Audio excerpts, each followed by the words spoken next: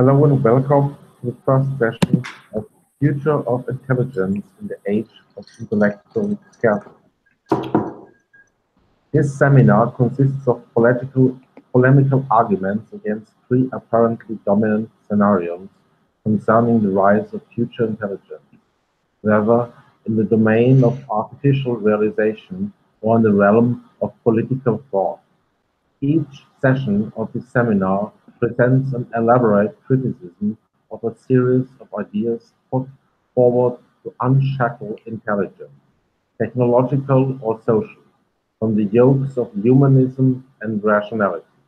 To this end, we shall engage with the deep game theoretic account of intelligence, land, speculative risk and uncertainty, Malik, Roden, technological singularity, Bostrom, Chalmers, Yudkowsky, so as to uncover the shared threads amongst them. Subsequently, it will be argued that despite the great sophistication and the weight of the critical insights, these trends not only fail to untether themselves from the aforementioned shackles, but regress into a form of conservative humanism, if not dogmatic and precritical thinking, that they initially set to overcome. Thank you very much. Thank you very much, everyone. So as I was mentioning that, this session, after the change of the plan, we will look at the work of David Roden. Next session, earlier, for like 30 minutes or 40 minutes, we will look at the work of Suhail Malik. Then in the second session, after that, we will look at the work of Nick Bostrom. Third session, we will look at the work of Chalmers and Yudkowsky. And fourth session, we will look at the work of Land. And as I was mentioning, the reason for this change of schedule is because I think that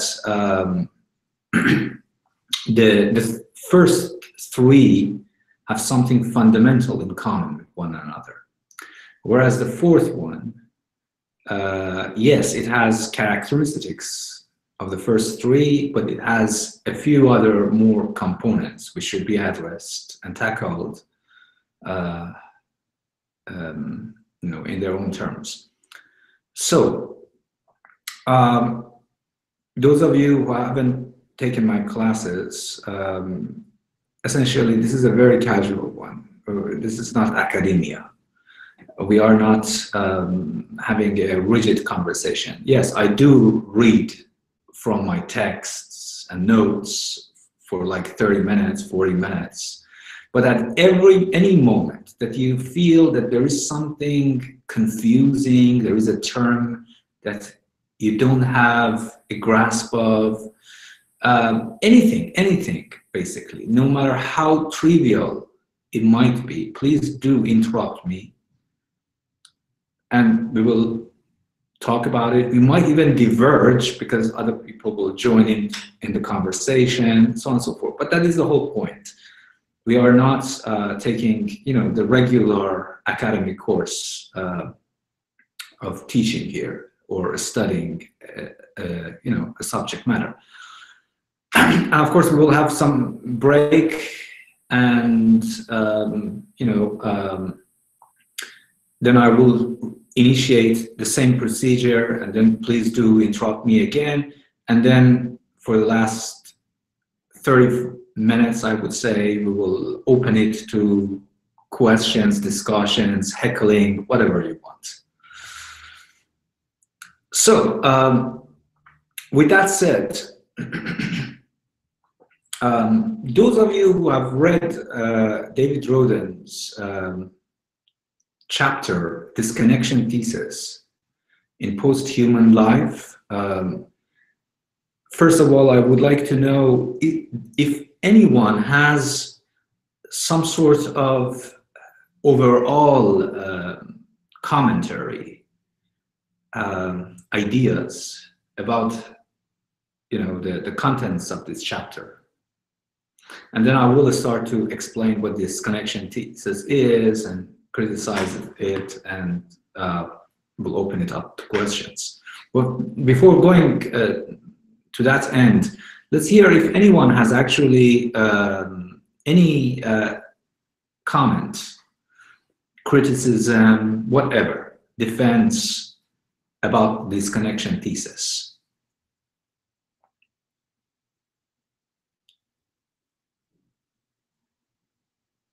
Anyone?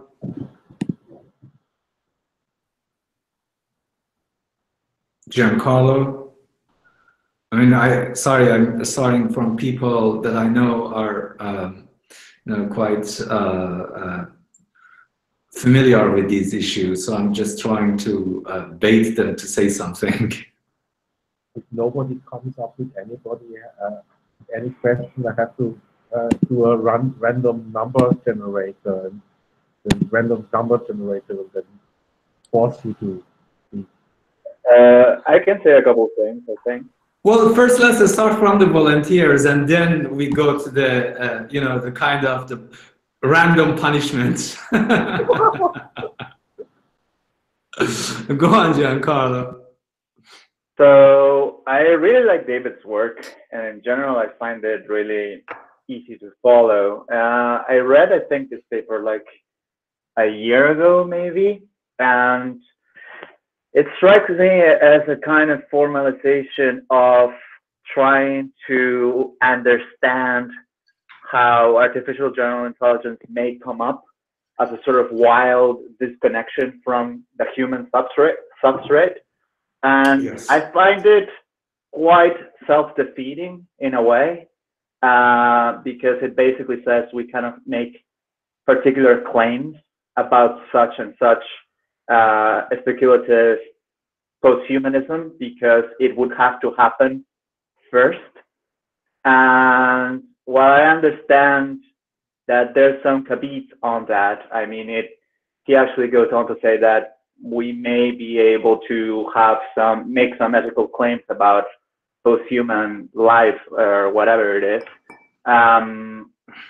He weighs heavily on the option of maybe not saying much about it.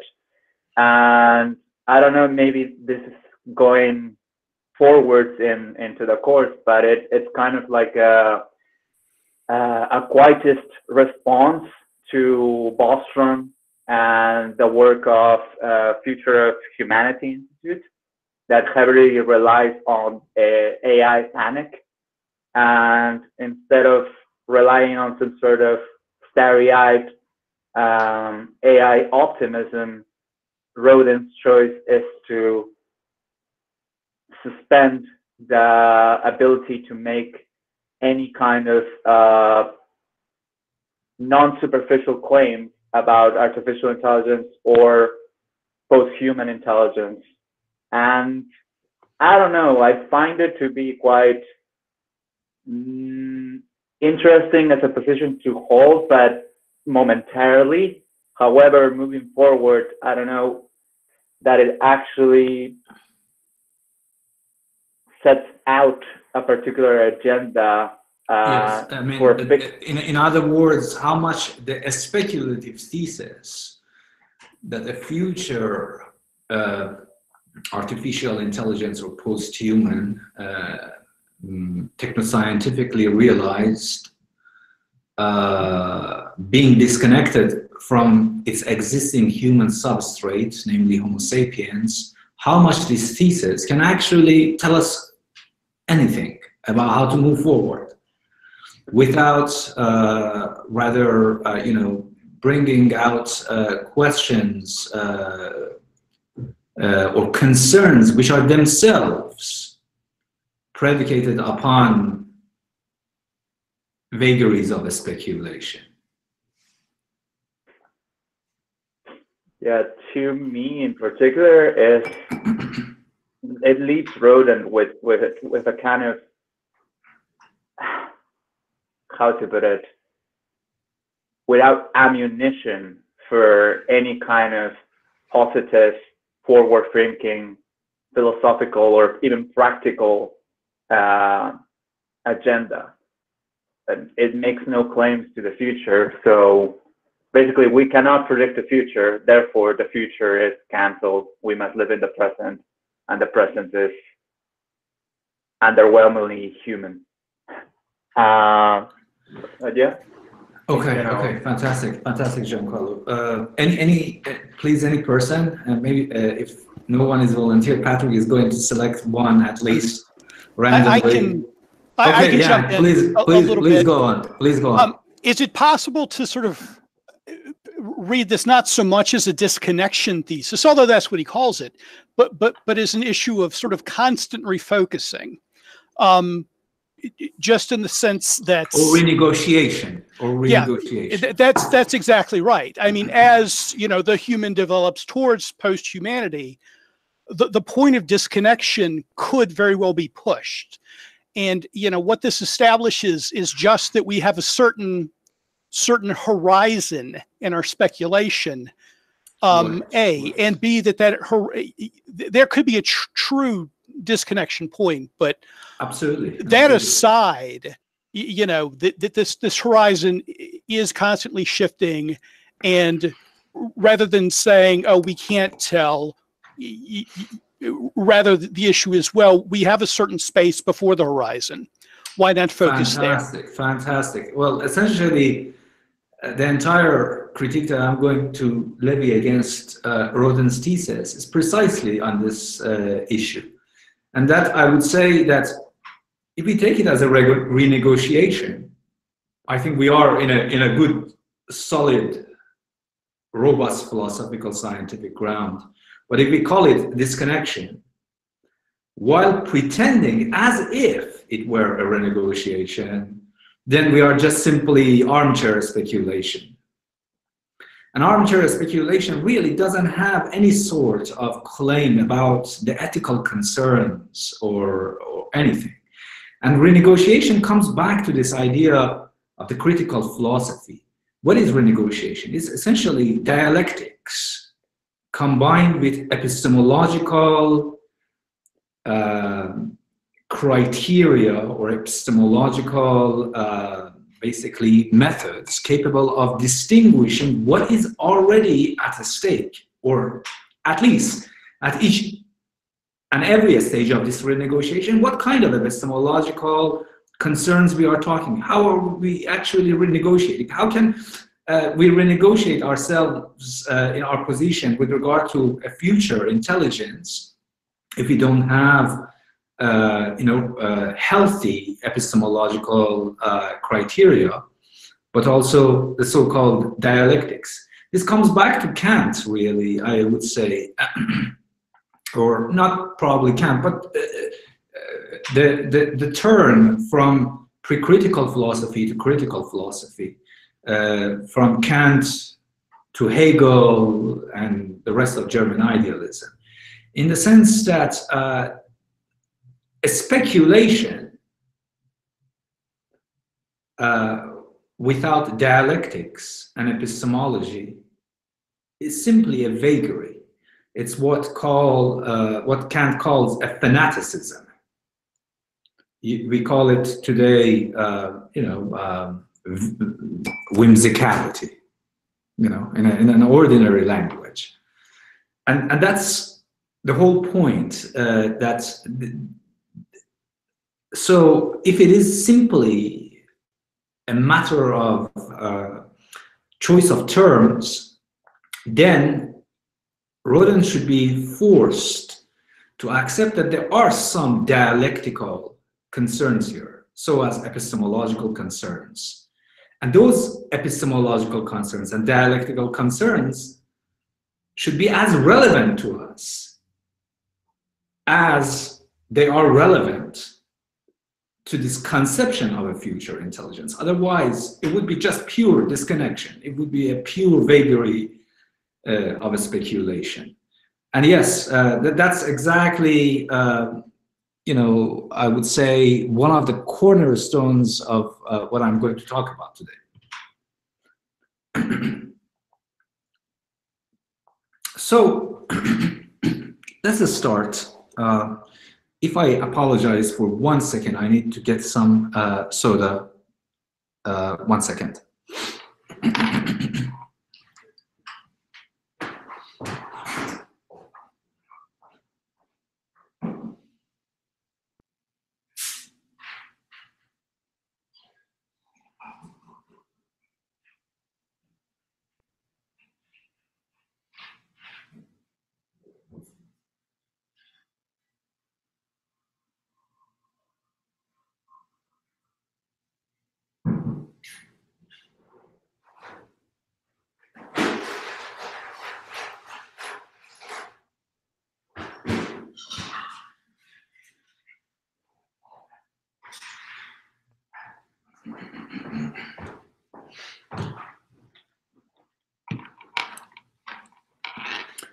Apologies.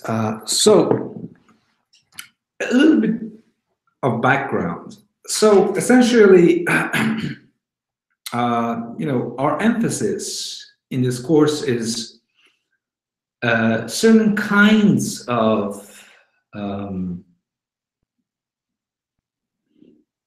posthumanist trends, which in one way or another try to overcome the classical humanist conditions, okay? For example, anthropocentrism, so on and so forth, by way of a recourse to future conditions. Usually such future conditions amount to uncertainty, risk, singularity, so on and so forth. These terms are not essentially synonymous, but they can be thought in terms of a set or a family of terms. They are related, okay?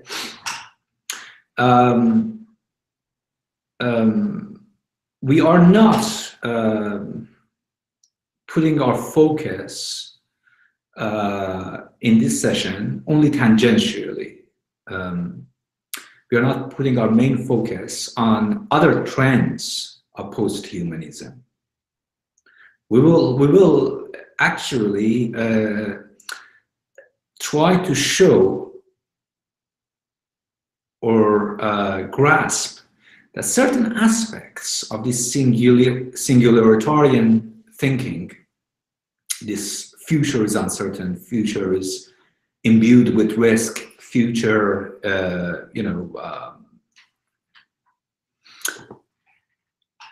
is not human, so on and so forth.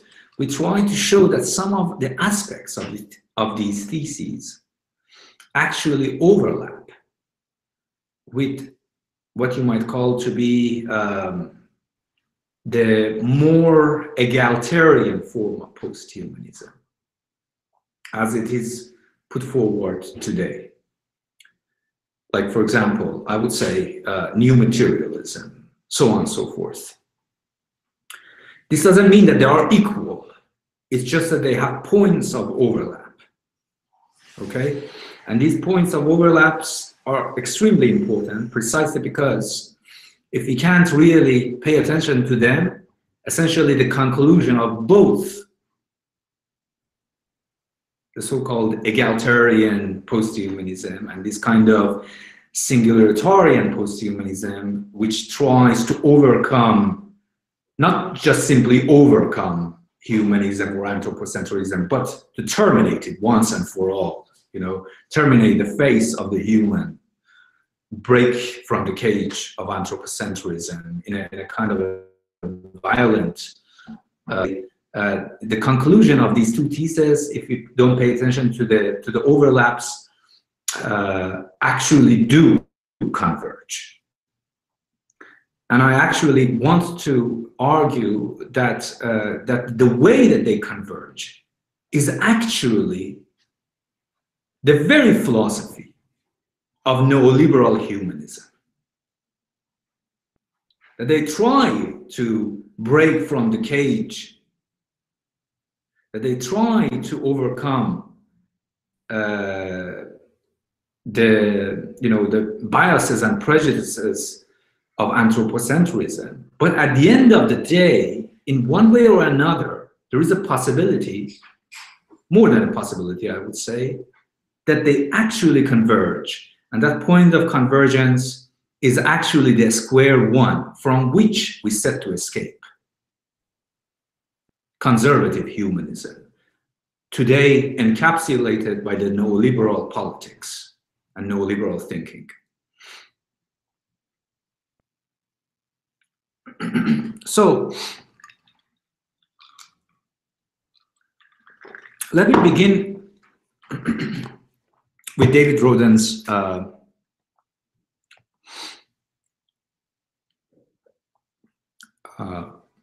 Posthuman life. This is the book. I highly suggest it. It's a fantastic book, excellently clear. And David is an astonishingly sophisticated philosopher. I have huge amount of respect for him. But nevertheless, philosophy is an impersonal practice when it comes to criticism. Let me read the last paragraph on page 122 from the disconnection thesis,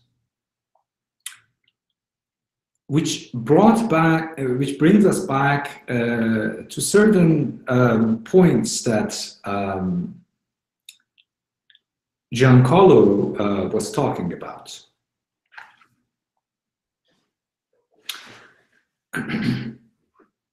To take a historical analogy, the syntax of modern computer programming languages is built on the work on formal languages developed in the 19th century by mathematicians and philosophers like Frege and Boole. Lacking comparable industrial models, it would have been impossible for contemporary technological forecasters to predict the immense global impact of what appeared an utterly rarefied intellectual inquiry. We have no reason to suppose that we are better placed to predict the long-run effects of current scientific work than our 19th century forebears. If anything, the future seems more rather than less uncertain. Thus, even if we enjoin selective caution to prevent worst-case outcomes from disconnection-potent technologies, we must still place ourselves in a situation in which such potential can be identified. You know, this is the reason that I started with this paragraph rather than actually starting with saying what disconnection thesis is that I think that this is a great encapsulation of the disconnection thesis. Future is uncertain.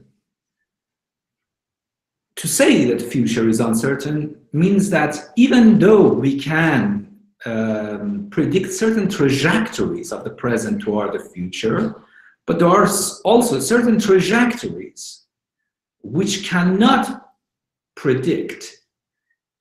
We can only see them and basically encounter the full impact of their consequences until and unless they are realized. Okay? But what does this amount to? What does it actually give us, this statement, more than the very trivial statement that every ordinary human being already says? Future is uncertain. Hasn't this been actually the very formula of thinking from the dawn of time? And in that matter, why do we need to actually think about the technological repercussions of post-humanity? We can go back to the dawn of evolution, Cambrian explosion, around 541 million years ago.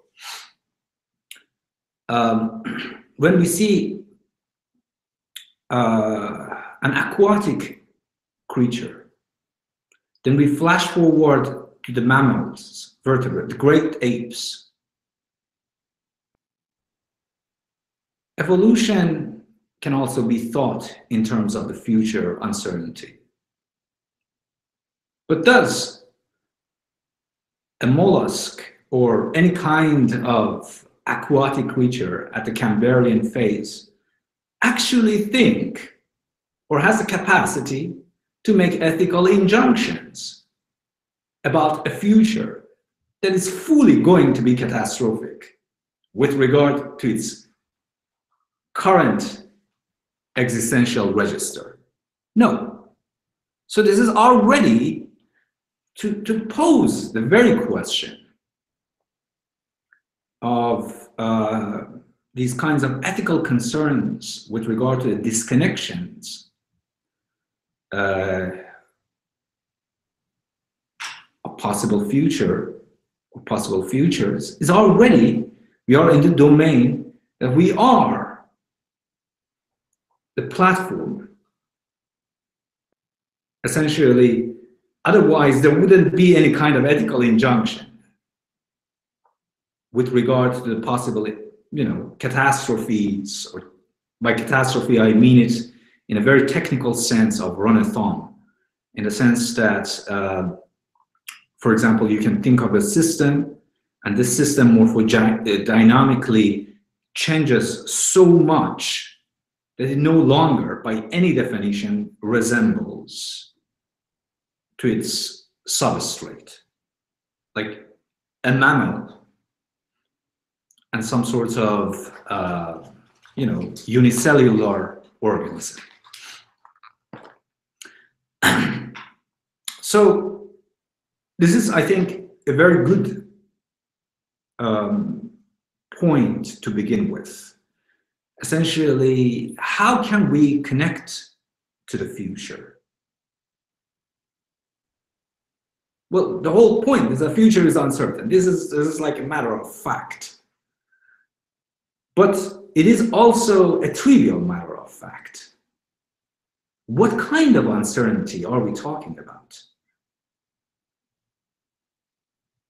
Is it an uncertainty that can be epistemologically grasped?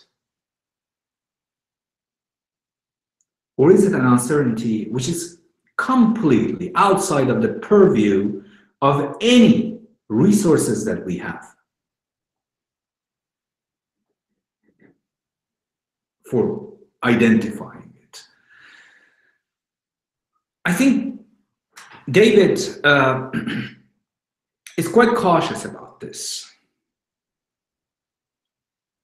If he says that it is not fully in the purview of the current epistemological knowledge, so on and so forth, resources that we have, then it would be just a radical alien. Okay? It would be just a radical alien. A future posthuman would be just a radical alien. And in that case, it falls back to one, the question of obscurity, but also more importantly, a point that I will later on expand on, it falls back to a question that Kant makes in the Critique of Pure Reason with regard to transcendental aesthetics, namely intuitions of space and time. He says that, that there might be some sort of extraterrestrial aliens who have radically alien representations of space and time than us, okay? But then, how are we going to talk about them?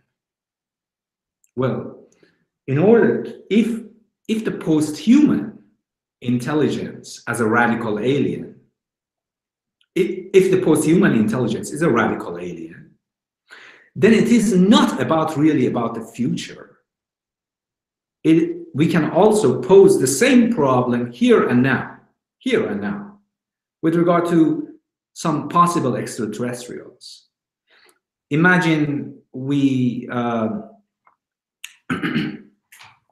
if we actually do see some sort of alien register of intelligence, we are forced to explain why we are calling it an intelligence. What do we mean actually by intelligence when we attribute such an adjective to such a register, such an alien register? In other words,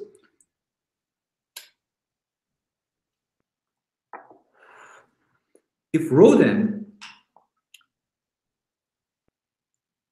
tries to go to full uncertainty of the future such that the post-human is fully epistemologically disconnected,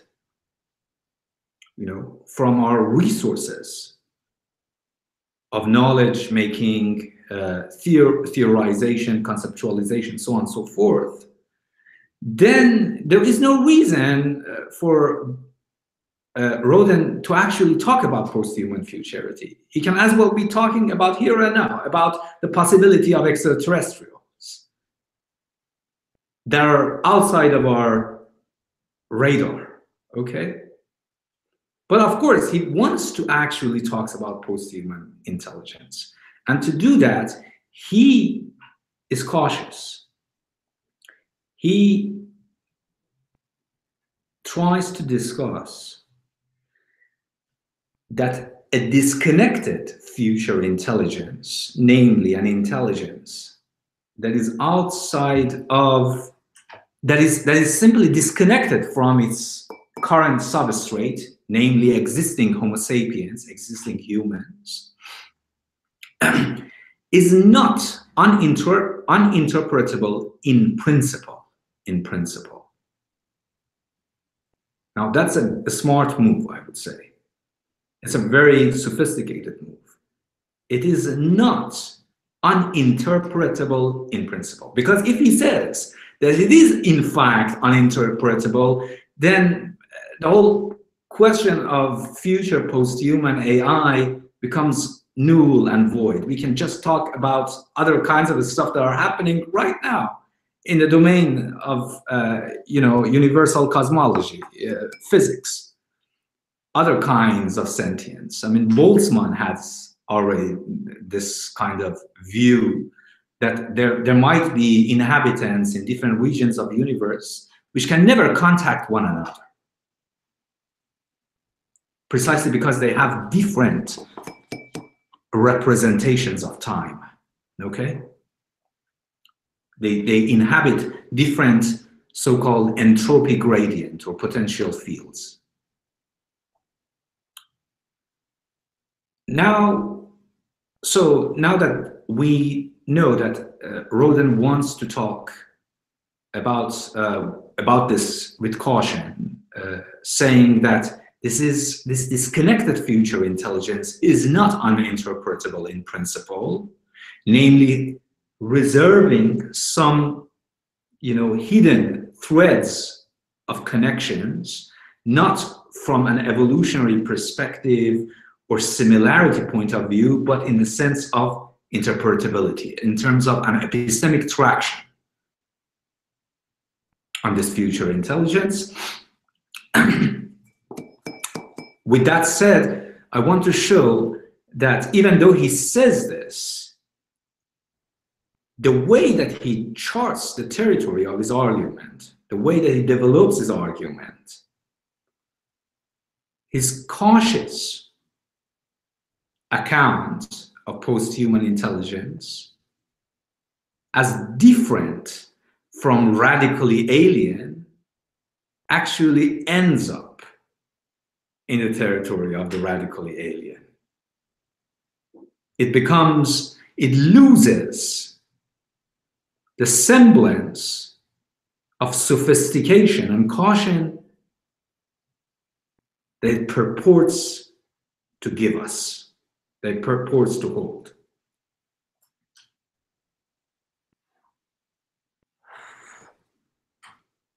So, what is this? So the disconnection thesis and unbounded posthumanism are part of Roden's thesis.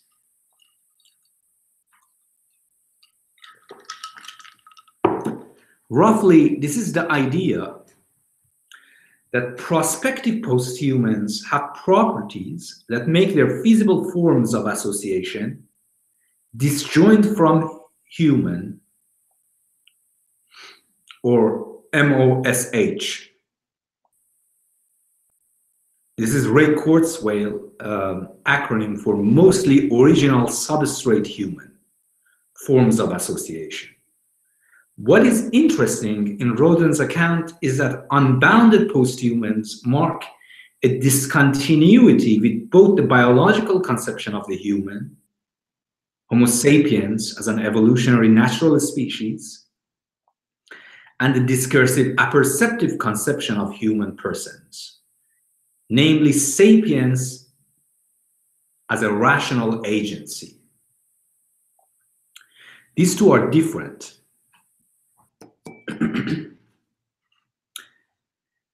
The first one is what you might call to be a natural evolutionary human, Homo sapiens sapiens. The other one is human as a functional diagram of the faculties or capacities which make human a human. And they can be, in fact, possibly realized by other kinds of physical substrates, okay? Different than the biological substrate of us. Hence, but what is common to both of them is what you might call to be a certain range of necessary activities.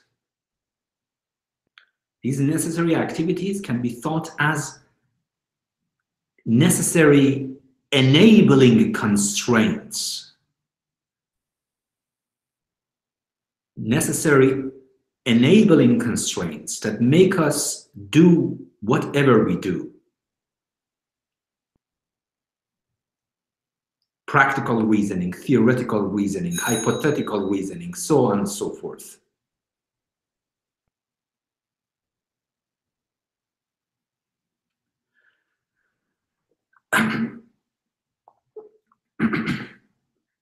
So, according to Roden, the cause of such discontinuity, understood as a radical cognitive practical asymmetry between unbounded posthumans on the one hand and humans and their bounded descendants on the other, is technological, although it is not attributed to any particular technical cause, but to more general abstract tendencies for disconnection within technical systems.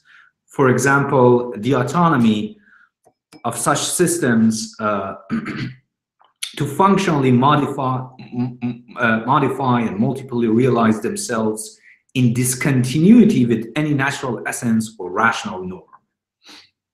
It's important here again that to note that there is a continuity, even though this continuity is quite a restricted one, but nevertheless there is a continuity between Homo sapiens, namely biological humans, and human as a functional abstraction of necessary faculties for whatever, in fact, existing humans do, if not more, okay? Now, the thing is that this continuity between Homo sapiens and human as an abstraction, as a functional abstraction, already implies multiple realizability. in the sense that it actually implies that the faculties of Homo sapiens can be realized by sufficient necessary constraints in other kinds of basically physical systems, for example, such as computers, such as machines. Whereas what Roden is implying here is that the technological capacities, the technological operations, and it is not specific about you know, the very particularity of how they can do it. But nevertheless, he tries to argue that with the advent of these autonomous technological systems,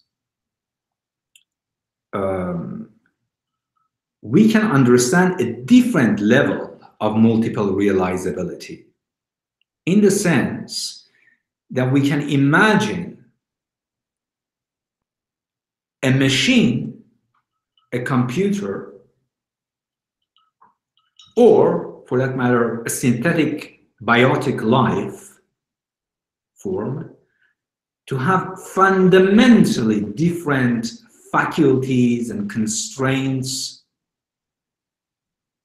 than those of human 1 and human 2, Homo sapiens and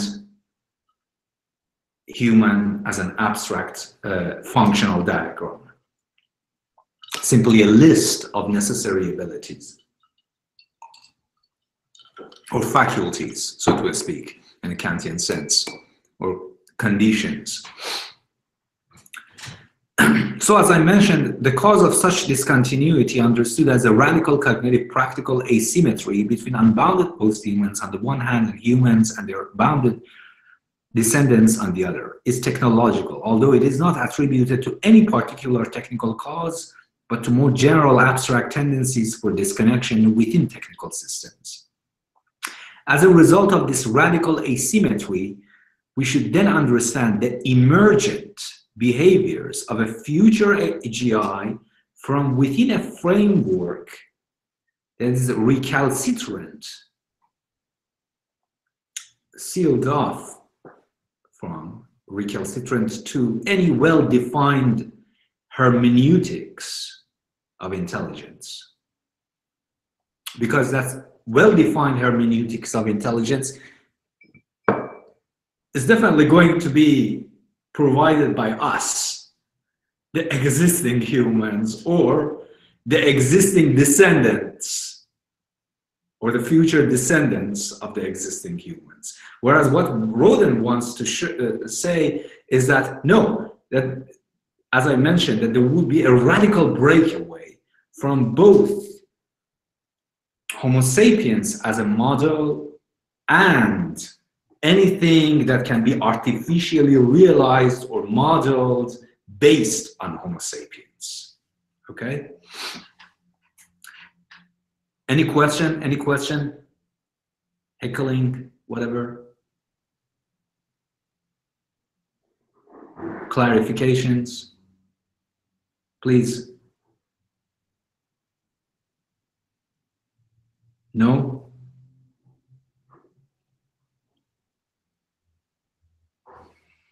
Okay, I'll go on then. Citing Mark Bedeau and Paul Humphreys, Roden suggests that a diachronically emergent behavior or property occurs as a result of a temporally extended process, but cannot be inferred from the initial state of that process. It can only be derived by allowing the process to run its course. This is what can be called unbounded posthuman, namely disconnected posthuman, as a diachronically emergent phenomenon. We are not talking about regular emergence. We are talking about diachronic emergentism. The medium of this diachronicity in time emergence is a deep time of technology for Roden.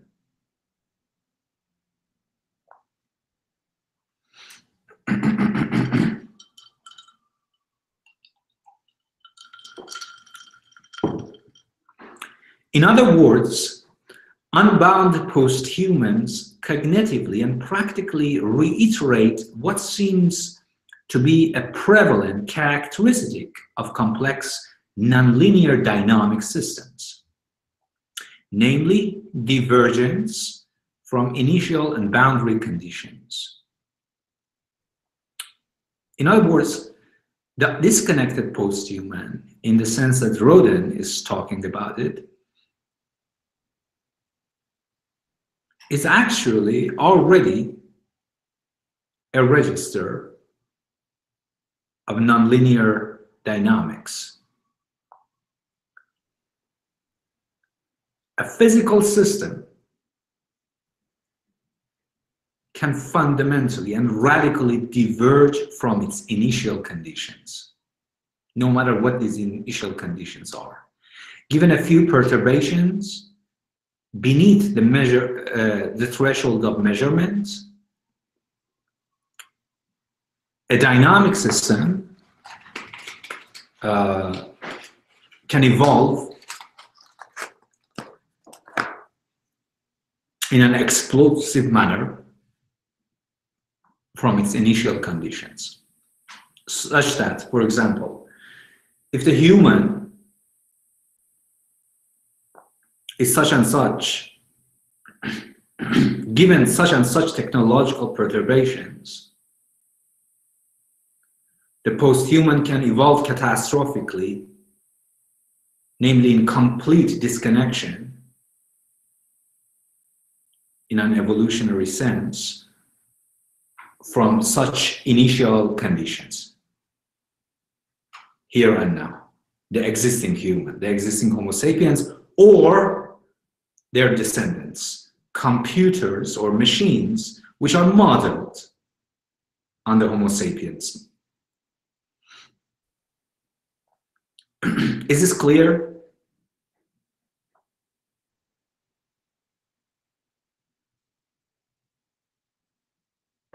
Don't be shy. You should ask questions at this point.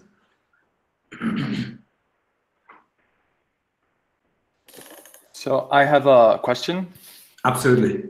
Yeah, it's just so if I understood correctly, you're saying that nonlinear dynamic systems can predict diachronic emergence. Oh, it's already in our epistemic grasp. Diachronic emergence or diachronic emergentism is in fact a variation on the theme of nonlinear dynamics, in the sense that the trajectory of a dynamic physical system can vastly diverge from its initial conditions in an explosive manner, given a few perturbations which might not actually be measurable.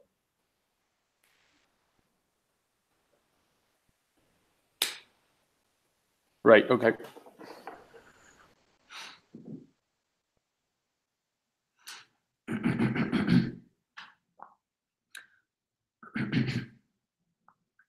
So,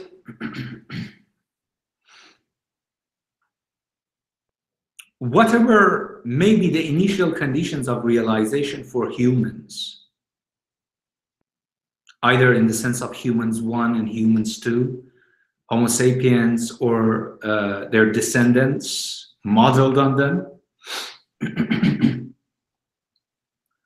whatever may be the initial conditions of realization for humans as a natural species or rational persons, whether such conditions are seen as natural evolutionary causes or logical conceptual norms afforded by discursive linguistic activities, future posthumans can neither be predicted in an epistemically robust way, nor adequately approached with reference to such initial conditions, namely humans. Hence, the disconnection, the vast divergence. Disconnections in this sense signify the global diachronicity of the deep technological time, as opposed to local emergent behaviors associated with particular technologies of the past and present. The radicality of Roden's Unbound Posthuman or Future AGI lies precisely in the double-edged sword of technological time and its abstract tendencies, which cut against both any purported natural essence and any socio-culturally or rationally conceived norms of being human. In virtue of the disconnection thesis, when it comes to thinking unbounded posthumans, the artificiality of rational personhood, human as a functional diagram, is as handicapped as the naturalness of biological species, namely Homo sapiens, as a biological species. The images of the posthuman put forward through evolutionary naturalism or rational normativity built on the biological constitution of Homo sapiens or the synthetic makeup of discursive apperceptive sapiens are quite literally bounded. And hence, this is why that Roden calls it unbounded posthuman with regard to the disconnection thesis. Because any kind of other kinds of trajectory of evolution would be bounded. They are fundamentally, these bounded ones, they are fundamentally inadequate to cope with or engage with the ethical, cognitive, and practical ramifications of technologically unbounded posthumans. And in that sense, they fall back on the very parochial humanism from which posthumanism was supposed to break away in the first place. However, despite the remarkable theoretical sophistication of Roden's argument and the cogency of his claims regarding the cognitive practical asymmetry of a future artificial intelligence or artificial general intelligence, none of which should by any means be discounted, upon closer examination, the disconnection thesis suffers from a number of glaring loose threads and misconceptions. Coming back to what I said earlier, that even though that there is a great deal of sophistication in this argument, the incoherencies within the argument ultimately shatter the thesis on the very cradle or swamp that it tries to escape from, and that's conservative humanism.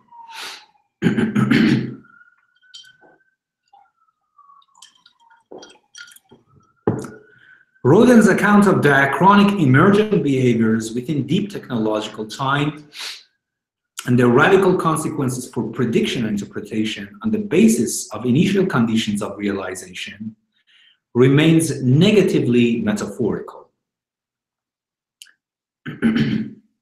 Firstly, even if we follow Roden in ruling out the rational, linguistic, inferential, conceptual, intentional conditions necessary for the realization of human agency, it is still far from obvious how neatly a feature of nonlinear dynamic systems, i.e. divergence from initial conditions, can be extended to all conditions of realization. not all complex systems and conditions necessary for emergent behaviors can be framed in the context of nonlinear dynamics and the so-called stability analysis in complexity sciences. Now, of course, here it can be objected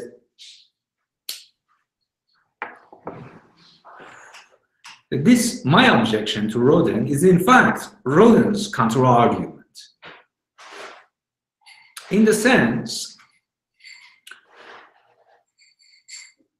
that he, in fact, doesn't think that there are such intentional states, conceptual content, so on and so forth to the human,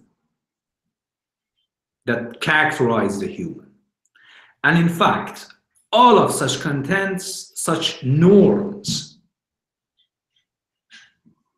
that specify the appellation human are grounded naturally. And that's why he can talk about divergence from the human condition, from the human conceptual capacity, so on and so forth, in terms of a natural physical model, namely nonlinear system dynamics.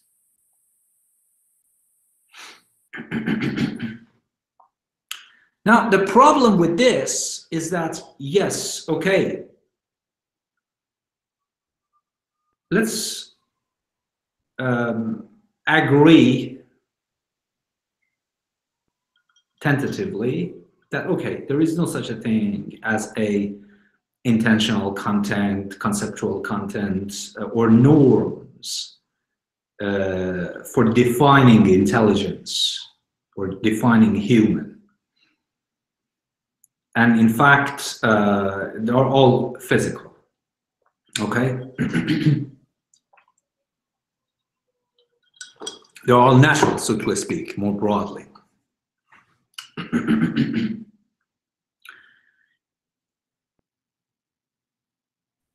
Not mentioning that disagreements would lead to physicalistic and naturalistic fallacies, which I don't want to talk about. But let's agree that, you know, that is okay. And that's why he's applying nonlinear system dynamics to certain aspects of humans, defining aspects of humans, which are not in fact natural, which are normative, conceptual, so on and so forth.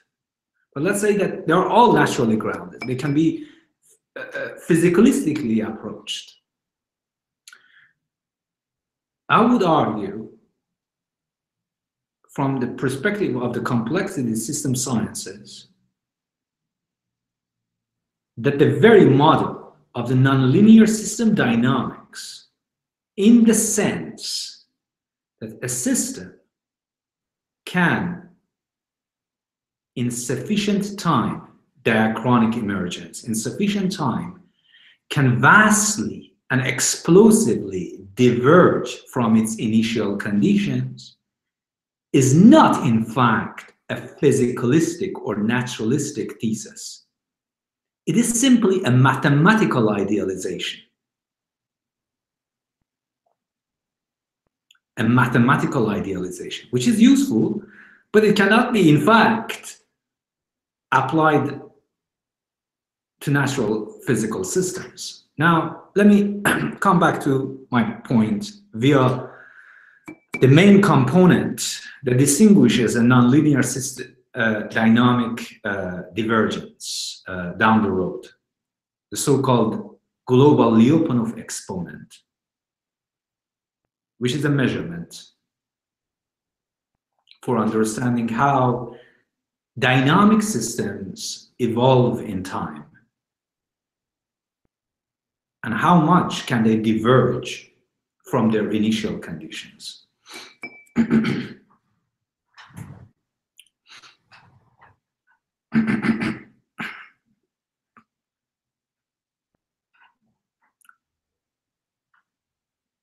The framework of diachronically or namely diverging emergent behaviors, cannot be extended to all conditions necessary for the realization of human intelligence. For example, it does not apply to those involving computational constraints, such as these resource-related constraints and information processing constraints associated with the instantiation of different types of computational capacities.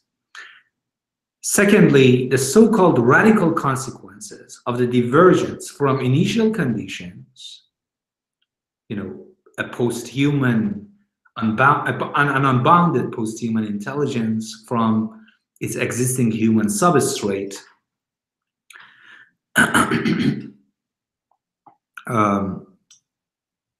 for a given set of emergent behaviors within a dynamic system, are themselves based on a false interpretation of a formal property of nonlinear dynamic systems known as positive global Lyapunov exponent.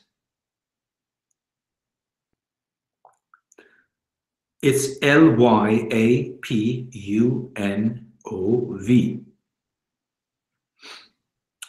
Lyapunov made fundamental discoveries in nonlinear dynamics.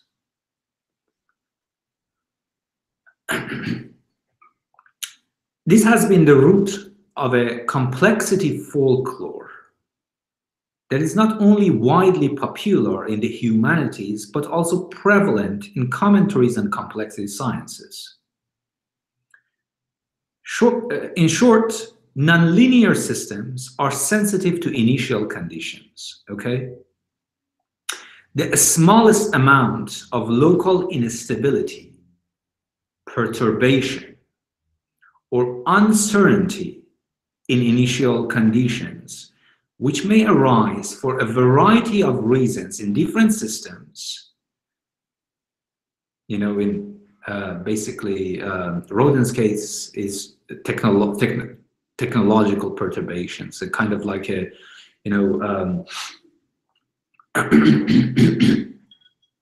there are those uncertainties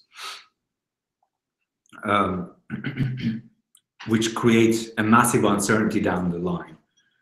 The smallest amount of local instability or uncertainty in initial conditions can lead to an explosive growth in uncertainty, resulting in a radical divergence of the entire future trajectory of the system from its initial conditions. This explosive growth in uncertainty is defined by a measure of, on average, exponential growth rate for generic perturbations. And it is called the maximal global, or the largest Lyapunov exponent. Roughly formulated, the maximal Lyapunov exponent is a time-averaged logarithmic growth rate of the distance between two neighboring points around an initial condition, where the distance or divergence between neighboring trajectories issuing from these 2 points grows as an exponent. A positive global Lyapunov exponent is accordingly defined as the measure of global and, on average, a uniform deviation from initial conditions and increase of instabilities in the system or uncertainties, just like the unbounded posthuman.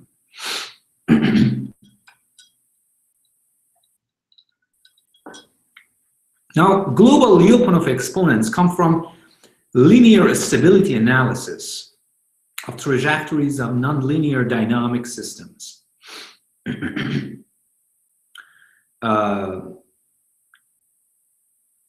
Nonlinear evolution equations in an appropriate state space within an infinite time limit.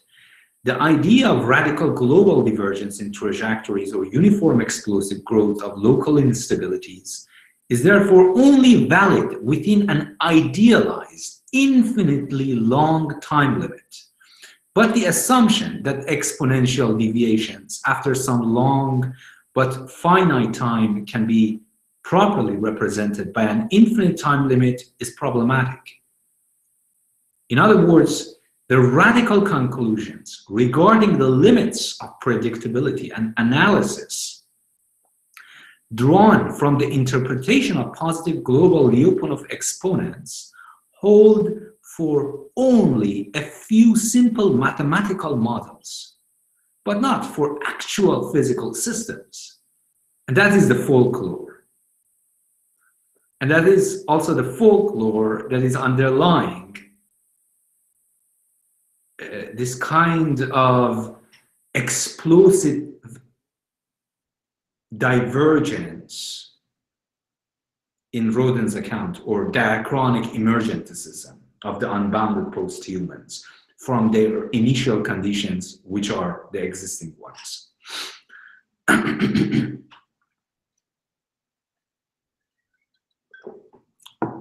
On average increase of instabilities or radical divergences from initial conditions is not guaranteed for nonlinear chaotic dynamics. In fact, linear stability analysis within a large but finite elapsed time and measured by local Lyapunov exponents, representing the parameters of the state space of the system, point to point show regions on an attractor where these nonlinearities will cause all uncertainties to decrease.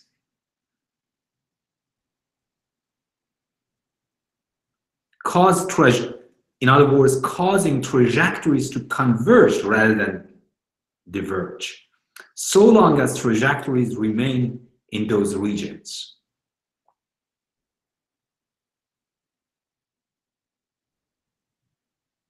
So it is a kind of a tangential point. It's actually very interesting that many of these singularitarian posthumanist scenarios are in fact implicitly built on complex systems, particularly on nonlinear dynamics models. But in fact, nonlinear dynamics, as understood correctly in complexity sciences, never suggest the conclusions that they suggest. Okay? Any question before I move forward? Otherwise, we will have a break.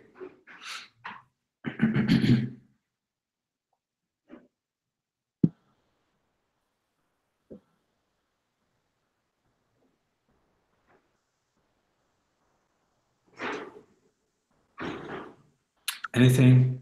Yes. Can you, maybe I'm a little lost, but can you explain why in certain regions they tend to converge? Not in certain, you see,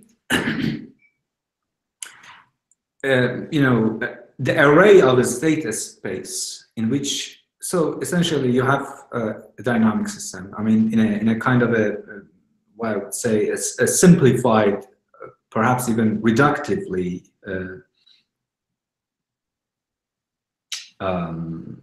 described way. You can think of a dynamic system, any kind of physical system, classically is defined by its, you know, the ground zero of the analysis of a system is defined by its initial and boundary conditions. Like a system of gas inside a bottle. Okay? Now, the thing is that you want, with regard to dynamic systems, you want to see that given such inputs into the systems, these inputs can be also thought as perturbations, okay? Because they are something, you know, that you introduce into the system. They are not already in the system. Given these smallest perturbations, like for example, in our case, some sort of technological, very, very local technological advances injected into the human system results in a massive explosive growth or divergence, namely unbounded posthuman. Now the thing is that you can think about this massive growth in terms of a set of possible trajectories which define or plot the evolution of this system once the perturbation is inside the system, once the system is perturbed, when the input is already the system. Now, these trajectories of evolution of the system can be represented by certain kind of what you might call to be idealized space. It is essentially a bracketing of the threshold of its evolution as opposed to another trajectory, okay? These are what you might call to be something like a state space. Now, within the range of the state space, given certain kind of perturbation, and when we have a perturbation, we can analyze the range or the set of these evolutionary trajectories and their corresponding state spaces. When we are talking about certain state spaces, we simply mean this, that given such perturbation, there are this range of a state space and trajectories of evolution for a nonlinear dynamic system. And within this certain, it's a statistical certainty, not any kind of like, metaphysical certainty. Within this statistical certainty of this range of a state space, actually they do converge more than they do diverge. Essentially, the amount of uncertainties reduce after a sufficient long time rather than increase.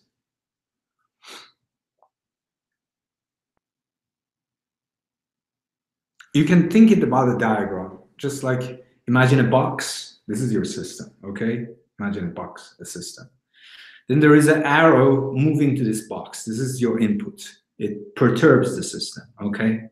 Then from your box, there are some squiggly arrows coming out, okay?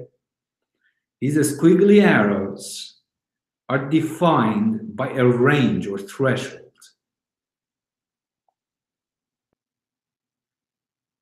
Each having its own threshold, its own space.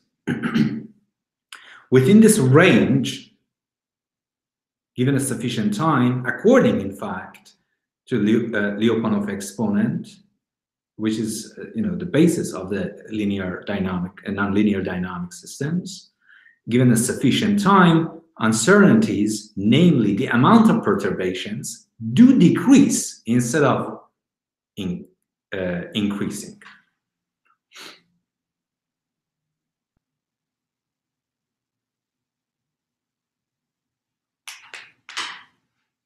Questions? Yeah, as my attempt to criticize this would be by saying that thinking that this differential system is something that exists a priori is wrong. When scientists use differential equation systems, they use them. I mean, they discover them at first by looking at the systems which already exist. And I mean, for example, if we want to consider energy of Earth, right, of usable, useful energy of Earth that can be used by like life on Earth, maybe we can consider first a very simple set of equations which should only take into account the energy which comes from the sun, and it would actually explain quite a big chunk of Earth history. But now we get like nuclear power, and then it's a different set of different. Or we start mining for oil on Mars, or not? Like I don't know. I don't remember what they mine for where probably not oil, right? But so we get a completely different system of equations, and it's like to which, not only to which system with our turn, but also at what point of time and in what order can influence quite a lot, right? Yes. No, I agree. I agree with this. You see, the point is that first, for example, when we are, for example, talking about, let's say, we try to bracket in a Husserlian way the kind of a set of energy lines that are relevant to our system, the planet, okay?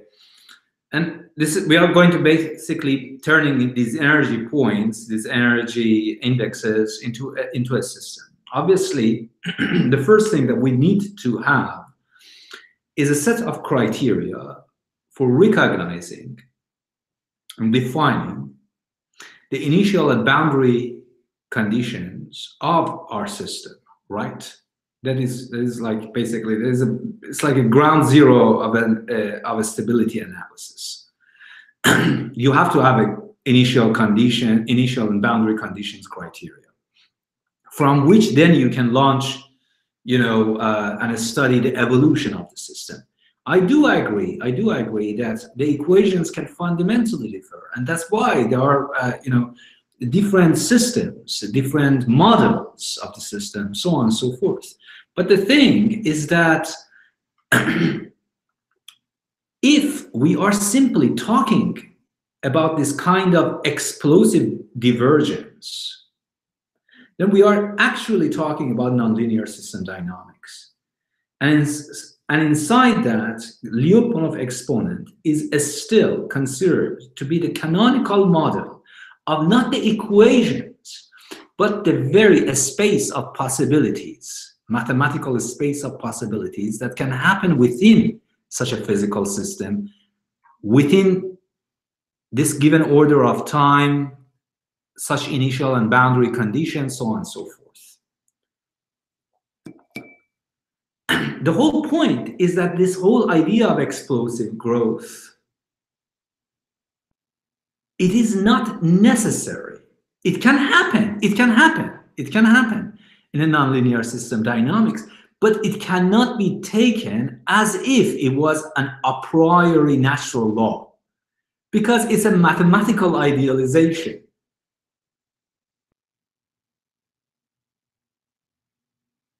Not every physical system, as you say, follow this trajectory. And let's assume that Roden actually believes that we are simply physical systems, not anything spooky norms and reasons and stuff. But then, how can we actually talk about this coherently if such conclusions are drawn from a mathematical idealization rather than the application of the exact application of the mathematical idealization to a particular physical system, as you say it? You see, that is a problem. I don't have any problem with that there are different, evolutionary courses for in terms of nonlinear dynamics. It's just that the umbrella way of applying it, or the selective term of applying it to the humans, is just, doesn't really hold any ground in complexity science or in physics.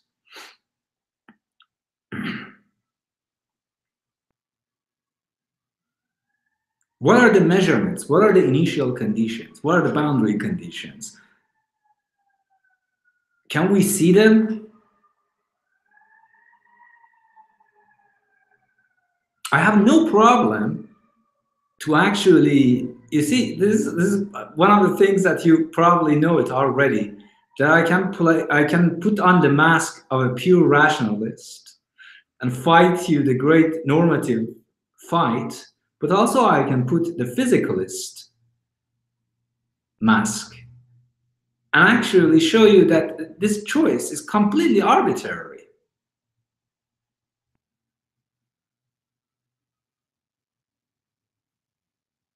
But yes, superbly fantastic comment. Yes, no, I agree with it. I agree with it.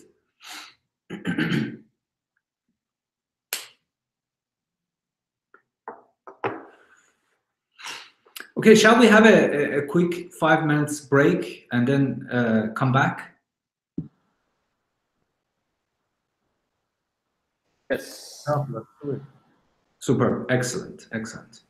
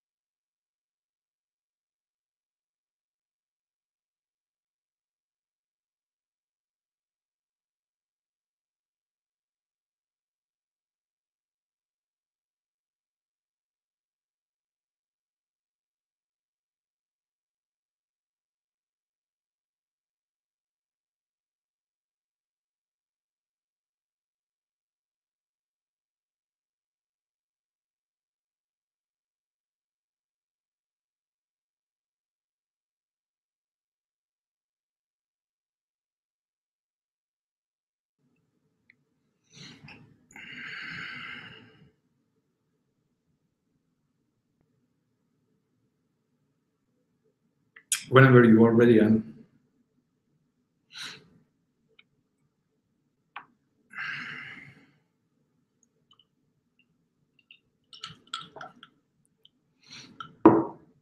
shall we continue? Good. Sure. Yeah, sure. Okay, excellent. So essentially, this is one of the first ones of the problems with the disconnection thesis. It essentially tries to say that, okay, we cannot infer the characteristics and features of the unbounded posthuman, okay, from its initial conditions, namely us, MOSH, mostly substrate humans and their descendants. And this is, so he needs to actually, Roden needs to explain, so now that he has got rid of all the intentional conceptual contents of the human and treating human almost like a natural kind, he should explain why is that he's modeling this what you might call to be divergence on something that awfully looks like a model of nonlinear dynamic systems, in a folkloric model of nonlinear dynamic systems. And what is it supposed to actually tell us? If, by virtue of it being folkloric, namely an idealized mathematical model applied to only a specific physical systems, how can we derive conclusions from it? I don't see any at this point. I'm sure that Roden will definitely work more on this front, but I haven't seen anything in the disconnection thesis, which is a quite a very strong singularitarian hypothesis with regard to these issues.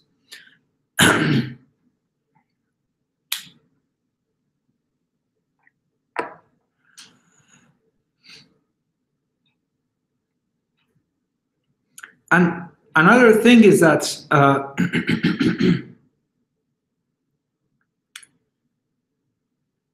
this idea that we cannot, this nonlinear dynamic idea that's so-called, because we just talked about that it is actually not about physical system. It's actually an idealized mathematical model.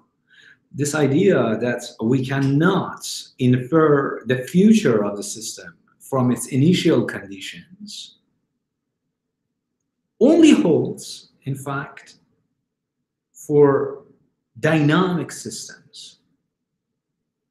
But there are also static systems, which can also be understood complexity under a different register of complexity.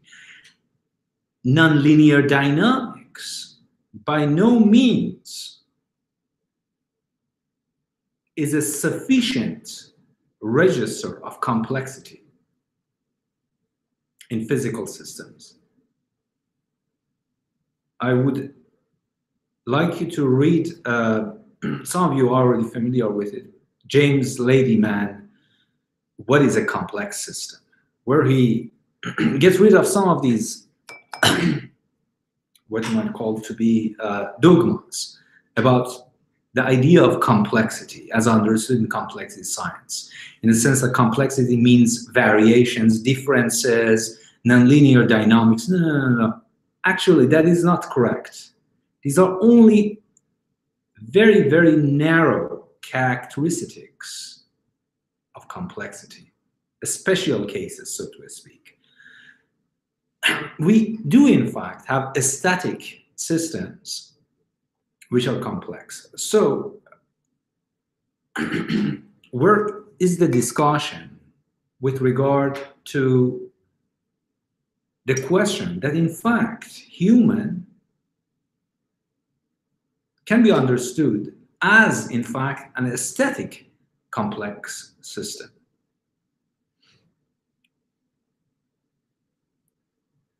Why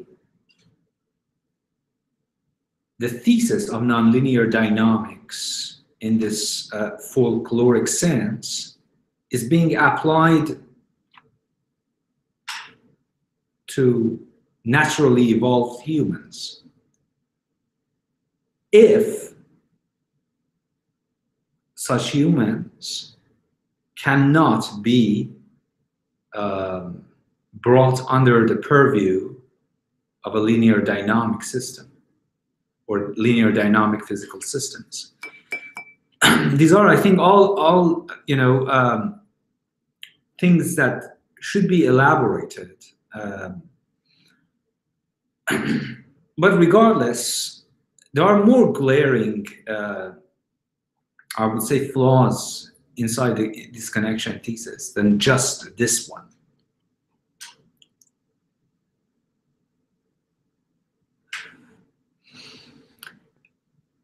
Aside from the highly debatable extension of a very particular feature of physical complex systems to all conditions of realization of sapience, natural and or rational, the main issue here is that there is simply no such a thing as an emergent behavior divergent from initial conditions in an unconfined or unbounded manner.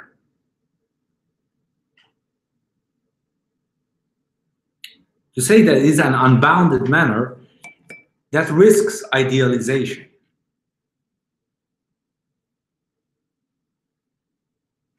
And an idealization, which in Roden's case becomes a reification. There is no guarantee of uniform divergence or convergence toward initial conditions. This is, as Valentin was talking about, is quite fundamentally relative to the specificities of the physical system in question. A specificity that should be, in fact, talked about in its own physical particularities. And these physical particularities are, in fact, constraints, structural complex constraints, which Roden tries to erase from the purview and generalize it and make an umbrella conclusion, an overarching conclusion from them. But the whole point is that, Homo sapiens, if we are talking about Homo sapiens can be understood as a physical system in its particularity. It has constraints. It has enabling constraints and negative constraints. It has certain kinds of characteristics. And any application of such models to the physical human as a substrate for future posthuman should be quite specific about what these constraints are, which of course we don't see them in the disconnection thesis.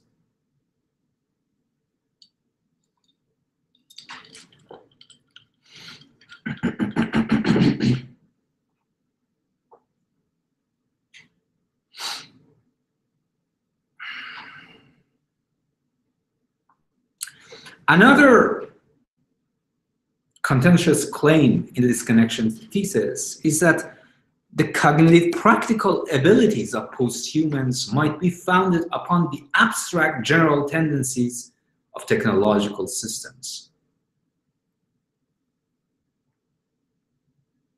More broadly, the technological deep time. Which I really still don't understand what technological deep time actually means. And this is the whole a recurring motif among the singularitarians. What is a deep technological time? How do you extrapolate such time? What is what you might call to be the launching pad to, in fact, speculate such deep technological time? If not the constraint of the temporal consciousness of the existing humans. Okay?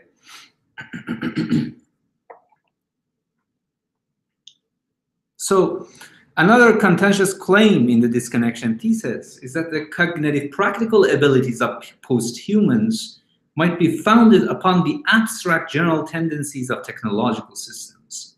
Roden claims that speculating about how currently notional technologies might bring about autonomy for parts of white humanity affords no substantive information about post-human lives. End quote. This is a careful consideration here that a post-humanity realized by the extension of current technologies presents another form of bounded post-humanism. Okay, that's a very smart move. Not to mention that drawing conclusions from particularly historical instantiated technologies or technical causes does not imply the radical claims of discontinuity and divergence that Roden seeks to underline. Being aware of these problems, Roden's solution is then to single out salient disconnecting, namely self-modifying tendencies of technical systems, and to present them as diachronically emergent behaviors of the deep technological time. So Roden actually is not interested in the particularities of the technologies that are present here and now, their specificities of their restrictions, their constraints, so on and so forth. He's trying to single out an abstract tendency from these, kind of technological advances that are being unfolded here and now. And then use this in order to show that given such abstract tendencies, which are in common and can be generalized among these, kind of momentous technologies like nanotechnology, biotechnology, cognitive science, and artificial intelligence, we should be compelled to speculate or extrapolate an unbounded post-human realized by these technologies, no longer convergent or connected to where it has come from, the existing humans. Not to mention, sorry,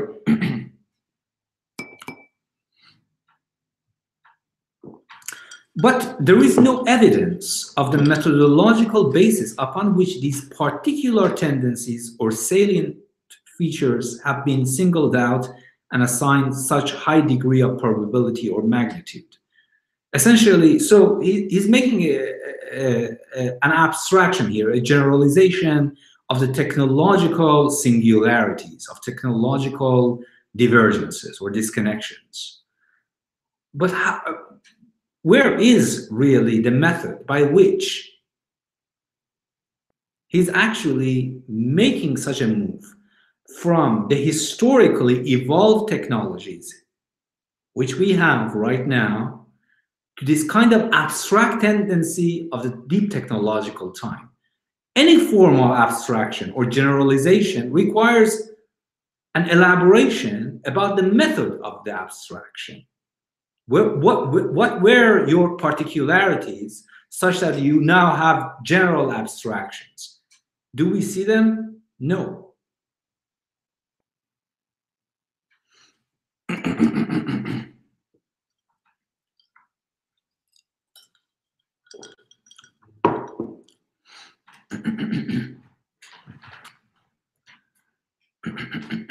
Sorry. So to repeat, but there is no evidence of the methodological basis upon which these particular tendencies or salient features have been singled out and assigned such a high degree of probability or magnitude, such that they basically result in an unbounded posthuman intelligence.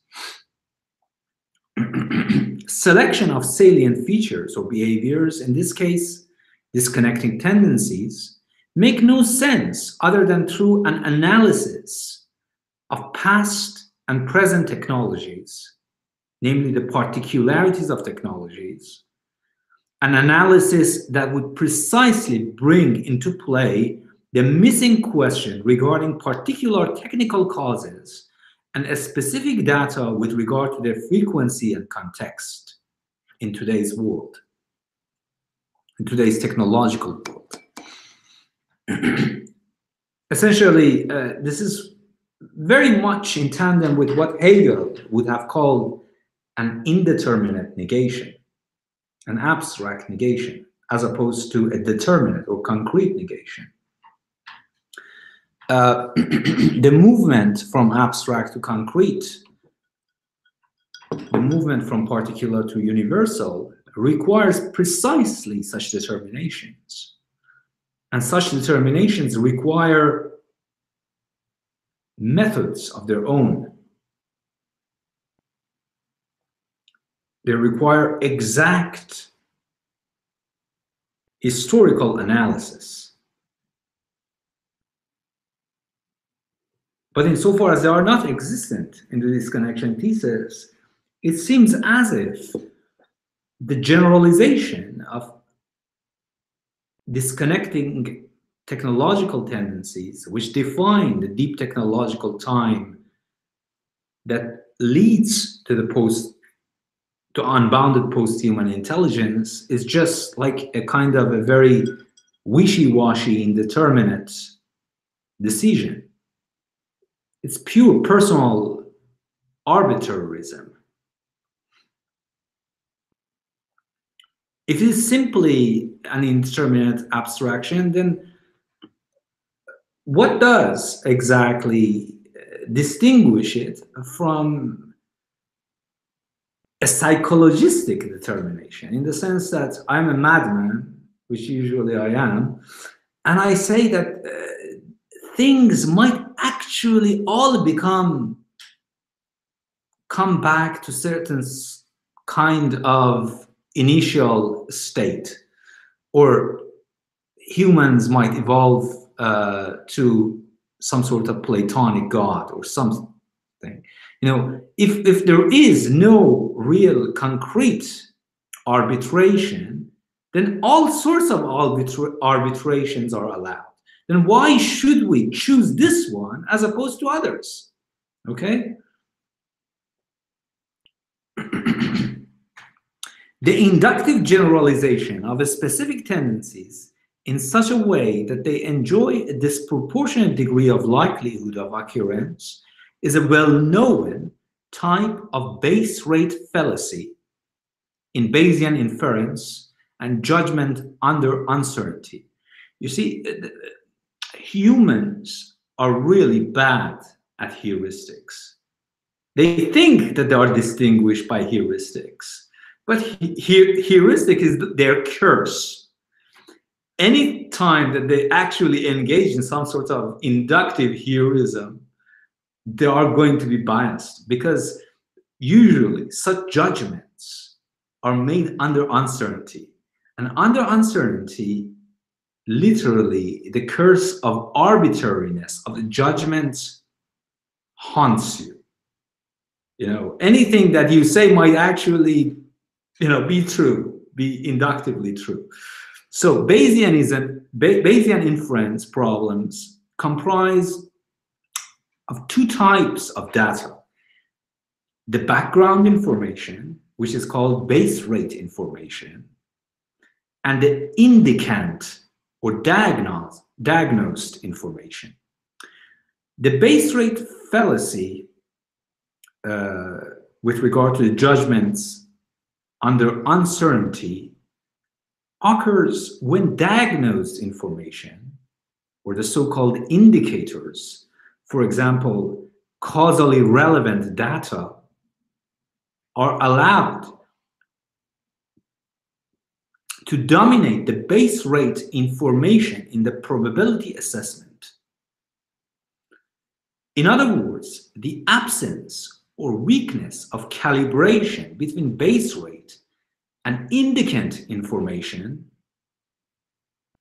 results in flawed prognostic judgments.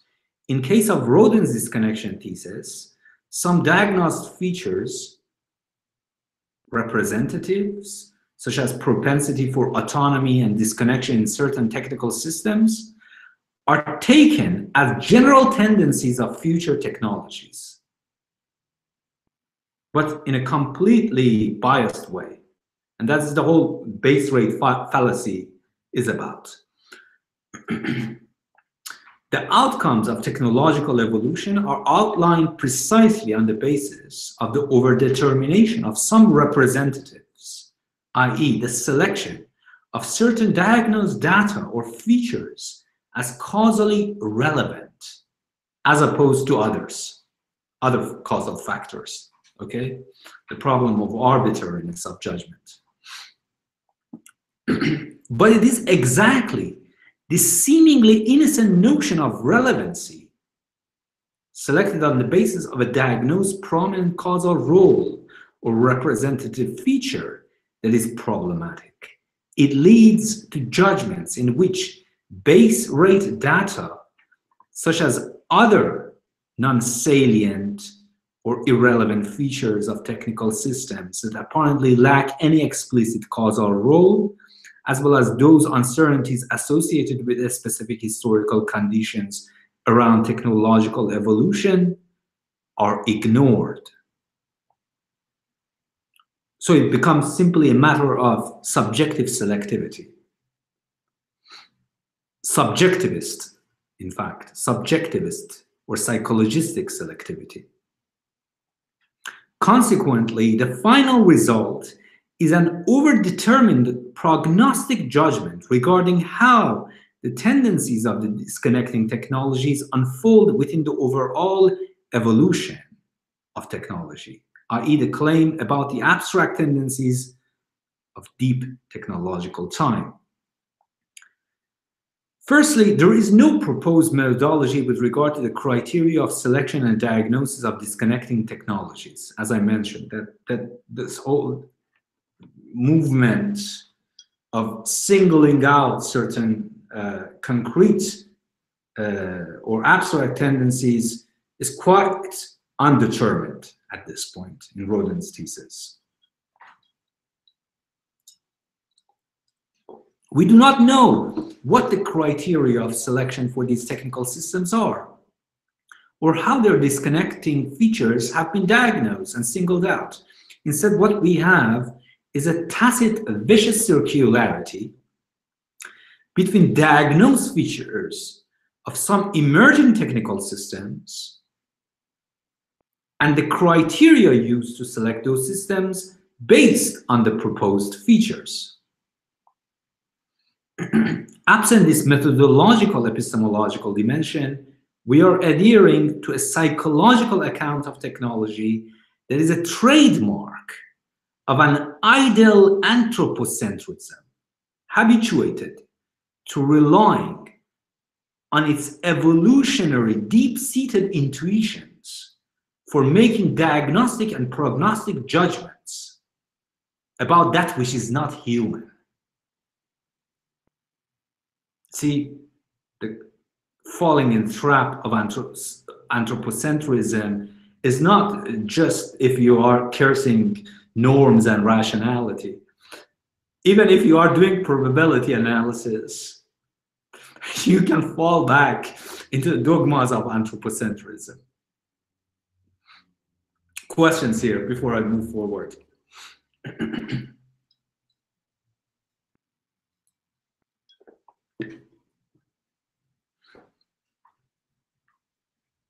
I understand that this is the first session and, you know, everyone is trying to behave.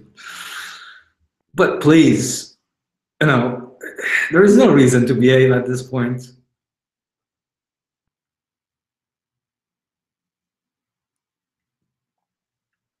Any comment would be appreciated.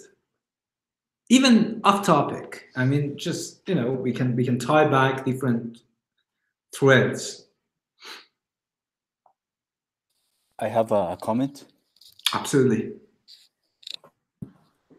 Yes, it's just maybe an off-topic comment, but somehow it may seem related, about the ideas behind option pricing theory and statistical modeling.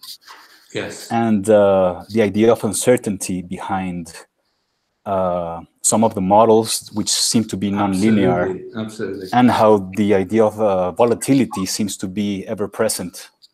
Absolutely. Just a quick. The order of risk, comment. the order of financial risk. Yes. Right. And this is why I use this as a launching pad. Roberto, are you familiar with the work of Suhail Malik? I've read some passages. I'm not really fully familiar, I would say. Read his essay for the latest collapse. It's called, I can't remember what is it. Giancarlo, do you remember what it was? The title is something called Financial Risk, or what is it? Does anyone remember that title? So in any case, it's basically, it's absolutely on this idea. And essentially we see in Suhail's, who is a dear friend, by the way, in Suhail's idea of risk and contra contemporary, and this idea of, basically volatility as the order of risk, and the way that he's handling it is quite actually very similar to what Roden is talking about future uncertainties of the unbounded posthuman. And they can in fact be approached and criticized, if not by the same methods of criticism, but by, the same family of critical methods. Because they are essentially, I would say that, yes, as you say, they are fundamentally equivalent. My apologies, I had forgotten to, I need to connect this to the plug. 1 second.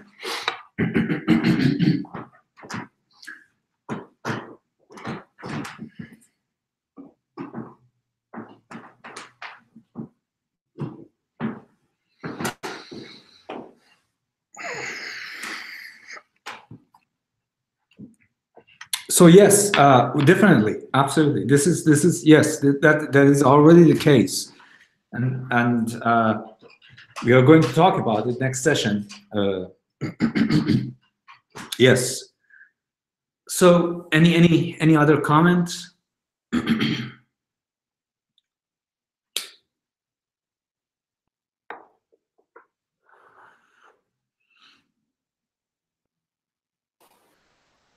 Yeah, this is Arman here. Yes. Yes. So you mentioned. So what I'm getting is that Roden basically his claims lack methodological rigor. Will we see on different levels? I would say on different levels. The probabilistic, the epistemological. So his bias. The physical. Okay. So will we see like how would you go about solving this, not solving this, but going for or more of a less anthropocentric view of posthumanism? Well, this is okay. If I can excuse myself, just for the sake of today's session, that I would like to finish this critique. If I can actually give you the response at the beginning of the second session, essentially in a very, very brief sentence, I think that there is no way that we can come out of this idea that we can actually speculate without the current epistemological, methodological, and conceptual resources of existing humans about something in the future. This does not mean that the future, as Roden said, can be fundamentally different. A future that we may no longer exist. The name of the human, whether human 1 or human 2, in the sense that I said, has already been expunged. But to go and actually overcome human 1 and human 2 toward that future intelligence, artificial intelligence, requires a systematic exploitation and modification of our existing conceptual resources. But how can we go on about this? That is the question, and that's the question that, yes, I have a few answers which might be fundamentally rudimentary, but nevertheless, I think that there are they would, at least in my current state of philosophical research, I would say that they can in fact do point out toward that kind of post-human condition as Roden imagines it. Well, maybe okay. So another thing before I continue with the critique, basically, if I remember correctly, every session, 1 or 2 of you should give some sort of summary or response to my, course. So next session, I actually want to select Giancarlo to talk a little bit about a response with regard to this problem that you posed, and someone else, any person who can volunteer. That would be fantastic. The reason I'm suggesting this is precisely because I have been in conversation with a couple of you. I think that the question of artificial intelligence, which is in fact the question of the post-human in the most consequential sense, is really the question of a design space. How can you design an intelligence as vast as possible? Okay? Of course, you can say, oh, well, this is just vast. But in abstraction, this vastness is no good.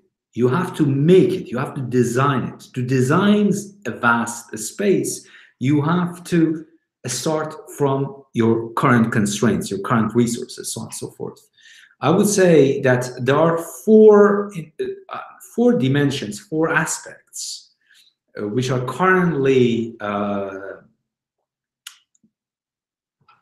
the pillars of reaching toward the heavens, toward this unbounded posthuman, as Roden says. One is the question of probability. I'm not going to go into length. This is an extremely technical question. Second, the question of perception. As a probabilistic self-optimizing model with regard to an environment, and we see it in current applied, parts of it are basically used in the current paradigms of AI, neural networks, so on and so forth. Third, the question of conceptualization and logic and logical inferences.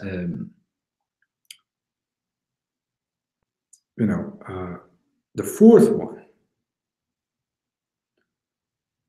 is the one that is the key to the posthuman intelligence in a Rodenian sense.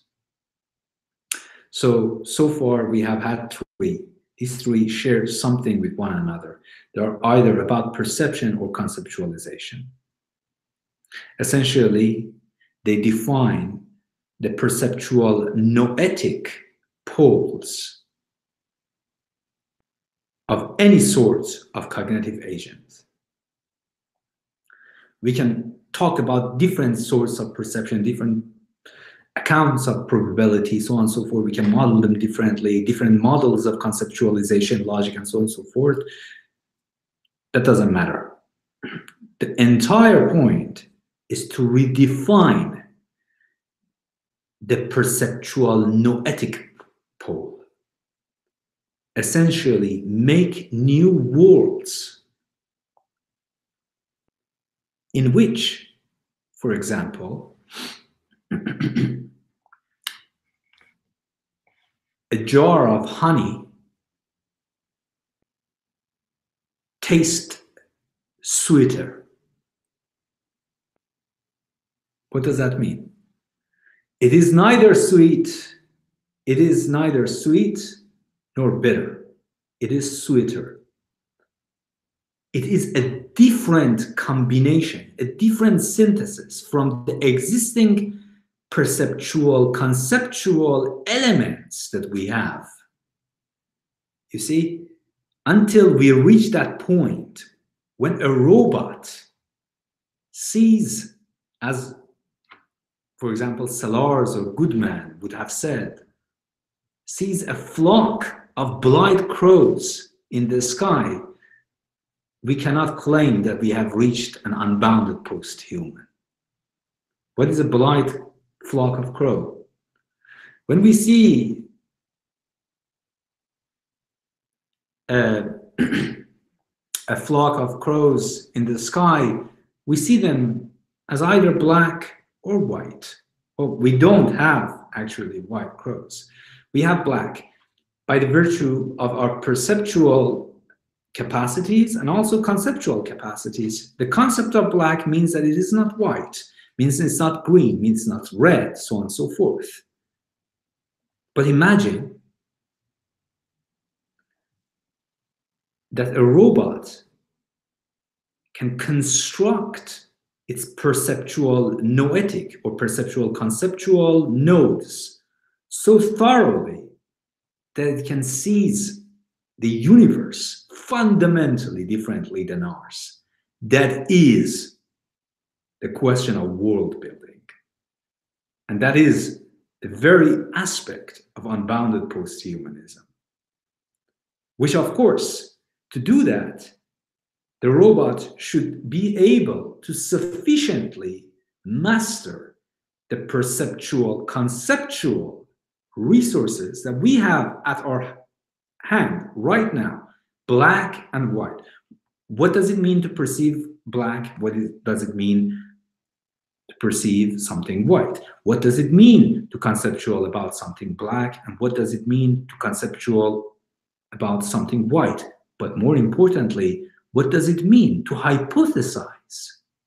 Make a counterfactual argument, a counterfactual unnatural predicate, such as blight, black and white. And it sees the crows as blight and it is capable of making universe something like that, with redefined perceptual noetic poles.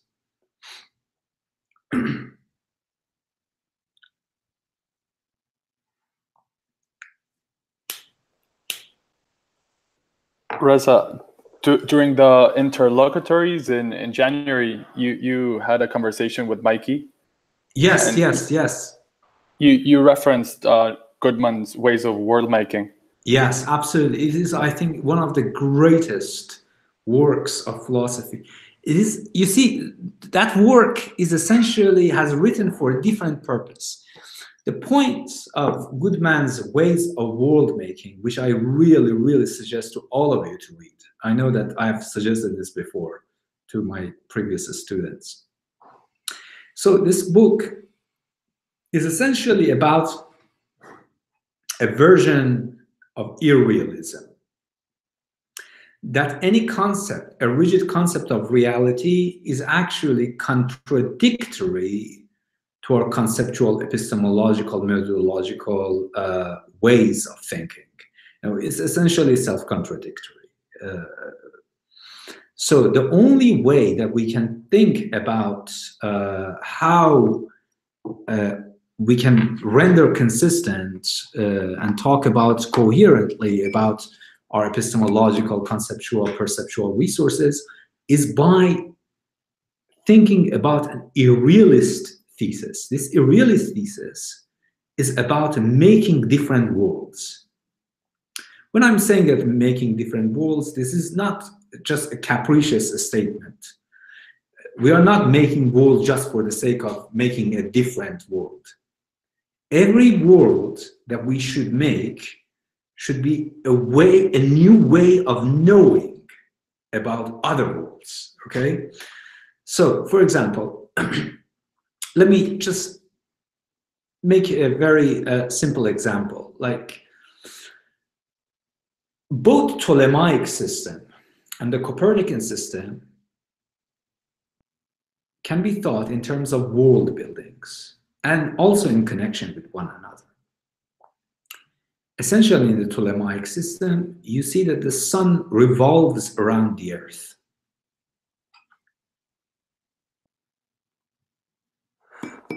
You have chosen a specific frame of reference. And by virtue of that, you are subjected to certain kinds of consequences, perceptual, conceptual consequences. Whereas in the Copernican system, you have chosen another different system, sun as the center and the earth revolving around it. And for that matter, you are living in a different world. But the thing is that these two worlds are not totally disconnected. They are actually made from the ingredients that they share at the base. And the whole point is that this diversification of worlds or world making, Ptolemaic and Copernican, allows you to see the world differently, to pose questions that are not permissible in the other world. Like, for example, in the Ptolemaic system, you can actually ask, how long does it take for the sun? And this is quite a justifiable question. And it is a good question, which is totally scientific. How long does sun take to revolve around the earth? Whereas in the Copernican system, you're only allowed to ask the question of how long does it take for the earth to revolve around the sun? And it's only in connecting these two worlds again to make new worlds, kind of like a ramification of worlds, that you can see the movement of celestial bodies moving from the opposition between Ptolemaic system and the Copernican system to the Keplerian system, to the Newtonian, to the Einsteinian, so on and so forth. So this is the idea of world making. And you can think of this as an allegory also for AI.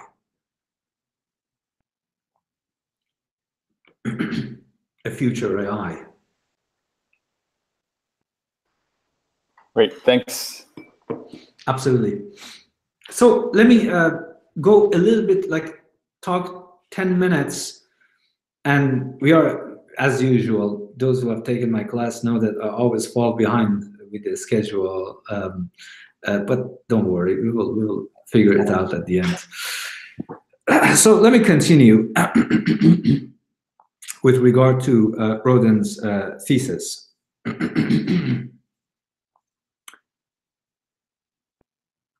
So I talked about the first one, which was the first,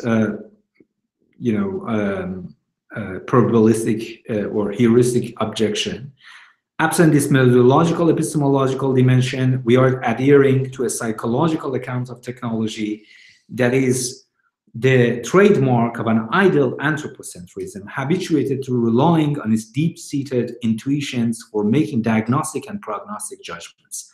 Secondly, even if we accept the diagnosis about disconnecting features as a verdict obtained non-arbitrarily, non-selectively, and non-psychologistically, we are still left with statistical fallacies in the inductive generalization of these features in the form of an overdetermined judgment about the abstract tendencies of deep technological time.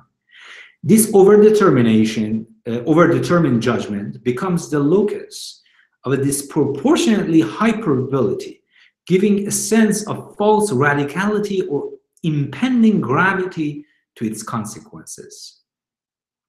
It's kind of like, the 9/11, what was it called? The unknown? Something like that. You see, when you are actually trying to judge under such uncertain conditions, so-called judgment uncertainty, you're always predisposed to assign high magnitude of probability to your probability consequences or your probability posteriors. Here, the disconnection thesis, the unbound posthumans, so they are fundamentally disconnected or disconnected from their human substrate. But just because some representative features of technical systems may play more prominent causal roles does not mean that they are more likely to dominate the evolution of technology in the form of diachronically emergent tendencies, which lead to an unbounded posthuman intelligence, as defined by Roden. In other words, even if we accept that local disconnections are salient features of emerging NBIC, nanotechnology, biotechnology, information technology, and cognitive science, a claim which, by the way, already calls for methodological assessment, there is no guarantee that these local representatives will become global tendencies capable of generating radical discontinuities. There is no guarantee that such salient features can actually be thought as the very generalized tendencies of the deep technological time.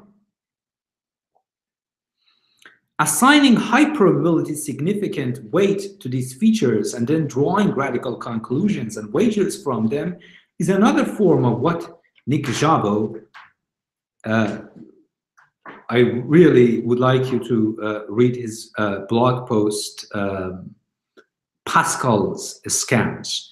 His name is Nick Szabo, I think is Hungarian, Szabo. Nick Szabo, I mean, I know that he's American, but I think that it's coming from a Hungarian lineage. Nick Szabo calls Pascal's scams. These are scenarios in which there is a poor evidence and probabilities lack robustness. Owing to this lack of robustness and poor evidence environment, addition of new evidence, for example, the defeat of human player against a computer in the game of Go, or a breakthrough in one of the branches of cognitive science, can disproportionately change the probability and magnitude of outcomes. This new evidence is as likely to decrease the probability by a factor x as to increase it by a factor x. And the poorer the original evidence, the greater x is. Hence the high proportional magnitude of the judgment.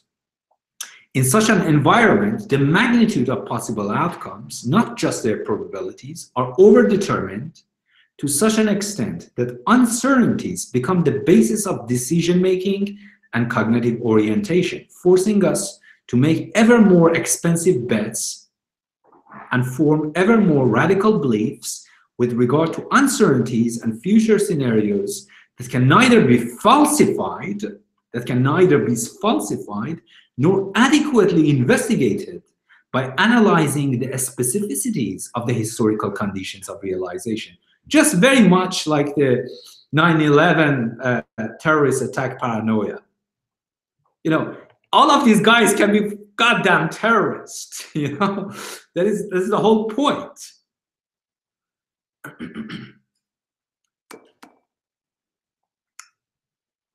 And if under this kind of uncertainty judgment, all of these guys can be terrorists, then they should all be treated as terrorists.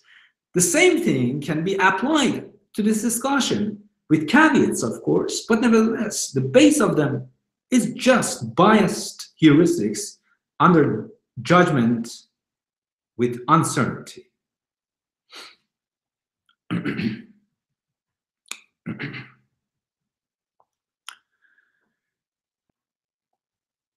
What is unlikely, insofar as it is only probable under uncertainties, methodological, semantic, paradigmatic, and epistemic, becomes likely.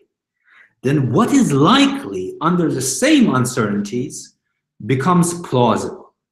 And what has now become plausible only because it is probable under implausible conditions becomes weighty and truth indicative,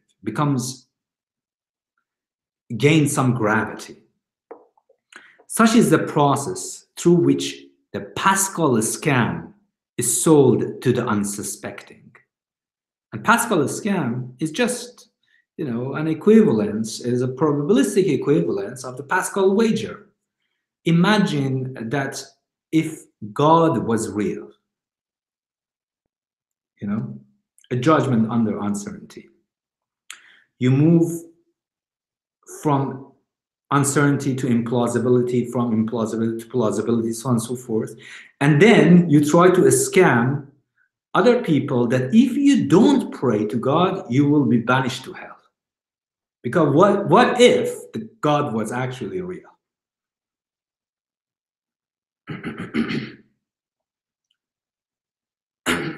In short, we are swindled into taking the magnitude and probability of such scenarios seriously, treating what is at best an unfounded conjecture and at worst a flight of metaphysical fancy, no more substantial than counting the magical properties of angels in heaven as if it were a plausible possibility, not entirely foreclosed to rational assessment and epistemological procedures. In attempting to retain their claim to plausibility without exposing themselves to any criterions of robust analysis and assessment that might debunk their purported radicality, such extreme scenarios have to formulate their wagers not in terms of epistemological problems about the, you know, post-human intelligence and so on and so forth, or hypotheticals that can be adequately tested from the perspective of current resources, but in terms of aesthetic and ethical pseudo-problems, often structured as, but what if? You know, but what if God really existed? But what if this is really going to be the future of humanity? Okay? Questions desperately begging for a response, an engagement, or sympathy for their plausibility. In this It is in this fashion that the genuine import of the artificial realization of mind or the consequences of posthuman intelligence are obfuscated by pseudo-problems whose goal is to maintain a facade of significance and seriousness. The existential risk of AGI, security analysis of posthuman intelligence, or in the case of disconnection thesis, ethical complications arising from the advent of unbounded posthumans. In such trends, the posthuman is disconnected from the human, only to be reconnected back to the human on the level of discourse and hollow speculation that feeds on the most dogmatic forms of human affect, heuristic biases, and intuitions.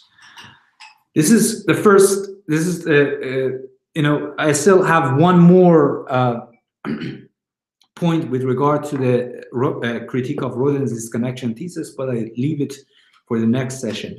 But that should give us good materials to see that, you know, a lot of, you should be able to single out some of these themes. And as we move forward, you will see that these singled out themes actually are the undercurrent motifs of all singularitarian branches with regard to the posthuman intelligence. Heuristic biases, methodological underdetermination, metaphysical overdetermination, so on and so forth.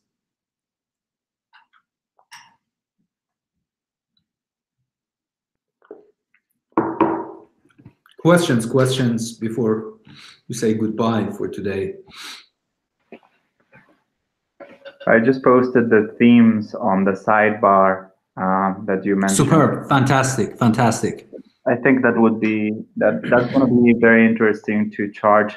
I mean, in regards to Roden, I think, I don't know, we can maybe do like a table or like spreadsheet. Yes, let's do this. Do we have Google Classroom set up, by the way, already? I think so. Yes. Yeah, we do. Okay. Let's you know, bunch of us try to basically make some sort of diagrammatic table. For these agendas. Yeah, especially because like contrasting all the different thinkers, I do think that there is like a very strong similarity, not in terms of prose, obviously, but in terms of content with David's account of disconnection, of intelligence going astray, going wild, and Nick Land's account of intelligence as well. It is very much in how they respond to that challenge of, you know, intelligence leaving its human substrate, and whether they want to think about, whether they cheer it on, whether they are scared to bits, like Nick Bostrom. Yes. I would say that Roden. So this is how I think about it. So Roden and Land are rather different. Essentially, that they have a few components in their arguments which doesn't allow for their pure convergence. You know, yes, they overlap, but they don't converge. And the thing is that, yes, but I think that, as you say, essentially Nick Bostrom, or not Nick Bostrom, the whole idea of the panic, AI panic, artificial intelligence panic, or AI over optimism, essentially malevolent AI, which Nick, you know, worships it, you know, a Skynet, come and get us, and benevolent AI in the vein of Yudkowsky. They are coming, as you say, from the same table of categories. it's just that we need to kind of distinguish this table of categories and kind of, you know, make sure that the subtleties of how they overlap, but also how they can be distinguished, are recognized. Yes, definitely. Let's do it. Let's do it.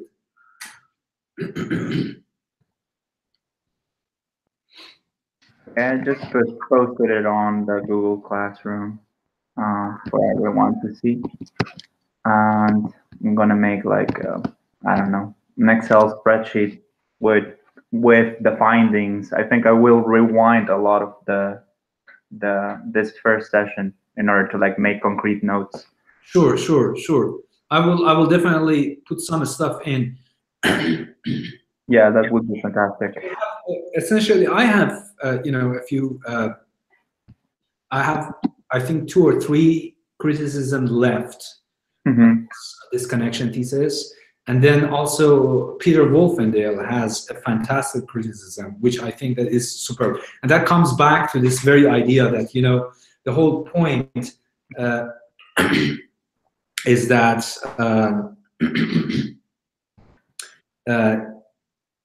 Roden tries to retain certain philosophical components such that these philosophical components allow about a post-human future intelligence and not a radical alien here and now. And in the sense that once you show and debunk such philosophical components, the post-human intelligence no longer become a hereditary problem. As if it is like the basically as it's like the children of human after going through extensive space-time translation, but it actually comes back to the very question of the possibility of alien here and now. And with the possibility of alien here and now, as Kant would have said it, then you have to explain why do you in fact are capable of recognizing this alien, and how can you manage to explain what does it mean that you identify this alien as an intelligent agent without simply engaging in vagaries of speculation, in fanaticism. Yeah, and speaking of Kantians and Pete, I'm surprised we haven't touched on like the reformatting of Homo sapiens, his recent article on Angelaki. I will post it on the Classroom because it's quite magnificent. It's touching on this similar point. It is superb. It is superb. It's absolutely superb. It's absolutely superb. Yes, we will talk about it, and let's not worry about the timing and stuff. One thing I have to say, I mean, any quick question would be appreciated. For some reason, I don't know why my cord does not charge my computer. I'm on 6%. So if you have questions, please do pose it. If not, just pose it on the Google Classroom, and you know, some of us will answer to it. I have one question. Sure. It's a quite a technical question. Who will be the presenter and the responders? Sorry, I couldn't hear it. Okay. We are still looking for respondents and presenters. Yes. Okay. So Giancarlo would be first, and who is going to be it? Let's toss a coin. Wait, I'm gonna be the first. Wait, how does this happen? Yes, you are. That is unfortunately your. This is disgraceful. Yes, you are going to be. What about the reason? Yes, you will be fine. Someone else, any person who's volunteering. If not, we will pick one randomly. I would be happy to. Superb. Fantastic. Fantastic, Sam. Fantastic. Excellent. Thank you so much. Sure. Excellent. All right. Okay, my friends. Thank you so much for your participation and being in the class. We'll see you next week. and I hope you have a great night or week based on your time zones. Love you and take care. Thank you for the very thorough dissection of David's work. Thank you, Reza. Thank you so much. See you next week. Thanks. Ciao, my friends. See you. Bye Bye-bye. Adios. Thank you.